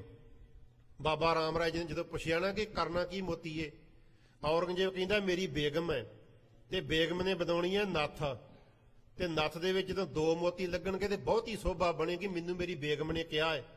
ਇਸ ਕਰਕੇ ਇੱਕ ਮੋਤੀ ਮੈਨੂੰ ਹੋਰ ਤੁਸੀਂ ਲਿਆ ਕਰਕੇ ਦਿਓ। ਖੋਜੇ ਕਿ ਤੂੰ ਹਾਥ ਨਾ ਆਵੇ। ਤੇ ਇਹ ਔਰੰਗਜ਼ੇਬ ਕਹਿੰਦਾ ਕਿ ਮੈਂ ਹੋਰ ਵੀ ਬੜੇ ਥਾਵਾਂ ਤੇ ਭਾਲ ਕੀਤੀ ਹੈ, ਬੜੀ ਪੁੱਛਗਿੱਛ ਕੀਤੀ ਹੈ, ਕੀਤੀ ਤੇ ਕਿਤੇ ਵੀ ਨਹੀਂ ਸੀ। ਇਹਦੇ ਵਰਗਾ ਮੋਤੀ ਹੋਰ ਕਿਤੇ ਮੈਨੂੰ ਦੁਨੀਆ ਦੇ ਵਿੱਚੋਂ ਨਹੀਂ ਪ੍ਰਾਪਤ ਹੋਇਆ। ਜਾਚਿਓ ਦਰਬ ਦਿਉ ਜੇ ਪਾਵੇ। ਤੇ ਬਾਬਾ ਰਾਮ ਰਾਏ ਨੂੰ ਨਾਲ ਕਹਿੰਦਾ ਵੀ ਜੇ ਮੋਤੀ ਕਿਤੇ ਮਿਲ ਜੇ ਨਾ ਆਪਾਂ ਨੂੰ ਮੁੱਲ, ਆਪਾਂ ਮੁੱਲ ਖਰੀਦ ਲਵਾਂਗੇ, ਤੇ ਜਿੰਨੀ ਕੋਈ ਮਾਇਆ ਕਵੇਗਾ ਮੂੰਹ ਮੰਗੀ ਮਾਇਆ ਆਪਾਂ ਉਸ ਨੂੰ ਇਸ ਮੋਤੀ ਦੇ ਬਦਲੇ ਦੇ ਦੇਵਾਂਗੇ ਤੇ ਮੋਤੀ ਖਰੀਦ ਲਵਾਂਗੇ। ਜਾਂ ਤੇ ਤੁਮ ਮੁਕਤਾ ਇਕ ਲਿਆਵੋ।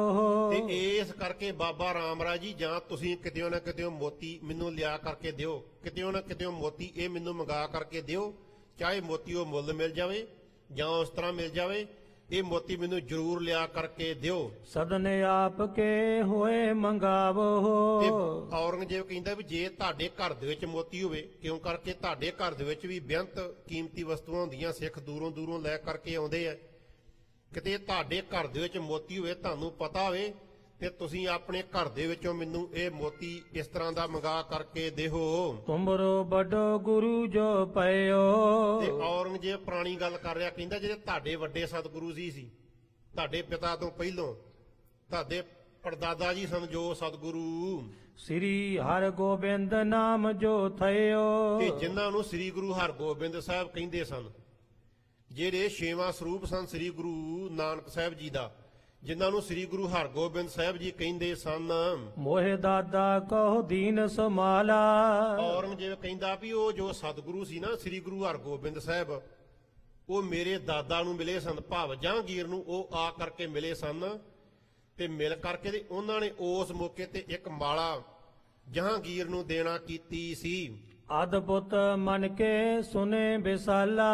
ਤੇ ਉਹ ਮਾਲਾ ਬੜੀ ਸੁੰਦਰ ਸੀ, ਬਹੁਤ ਕੀਮਤੀ ਮਣਕੇ ਸਨ। ਔਰੰਗਜ਼ੇਬ ਕਹਿੰਦਾ ਮੈਂ ਵੇਖੀ ਨਹੀਂ ਮਾਲਾ ਉਹ, ਤੇ ਉਸ ਮਾਲਾ ਦੇ ਬੜੇ ਸੁੰਦਰ ਮਣਕੇ ਸਨ, ਬੜੀ ਮਹਿੰਗੀ ਮਾਲਾ ਸੀ। ਉਹ ਵੀ ਮਾਲਾ ਕਿਤੇ ਪ੍ਰਾਪਤ ਨਹੀਂ ਹੁੰਦੀ ਜਿਸ ਤਰ੍ਹਾਂ ਦੇ ਉਹ ਮਣਕੇ ਸੀ। ਮੈਨੂੰ ਕਈਆਂ ਦਰਬਾਰੀਆਂ ਨੇ ਦੱਸਿਆ, ਪੁਰਾਣਿਆਂ ਨੇ, ਕਿ ਉਹ ਮਾਲਾ ਵੀ ਬੜੀ ਸੁੰਦਰ ਸੀ। ਇਸ ਤਰ੍ਹਾਂ ਉਹ ਮਾਲਾ ਬੜੇ ਮਹਿੰਗੇ ਮੁੱਲ ਵਾਲੀ ਸੀ, ਕਿਤੇ ਉਹ ਵਿਦੇਸ਼ ਦੇ ਵਿੱਚੋਂ ਤੁਹਾਡੇ ਪੜਦਾਦਾ ਸ੍ਰੀ ਗੁਰੂ ਹਰਗੋਬਿੰਦ ਸਾਹਿਬ ਜੀ ਮਹਾਰਾਜ ਨੇ ਕਿਤੇ ਉਹ ਮੰਗਵਾਈ ਸੀ।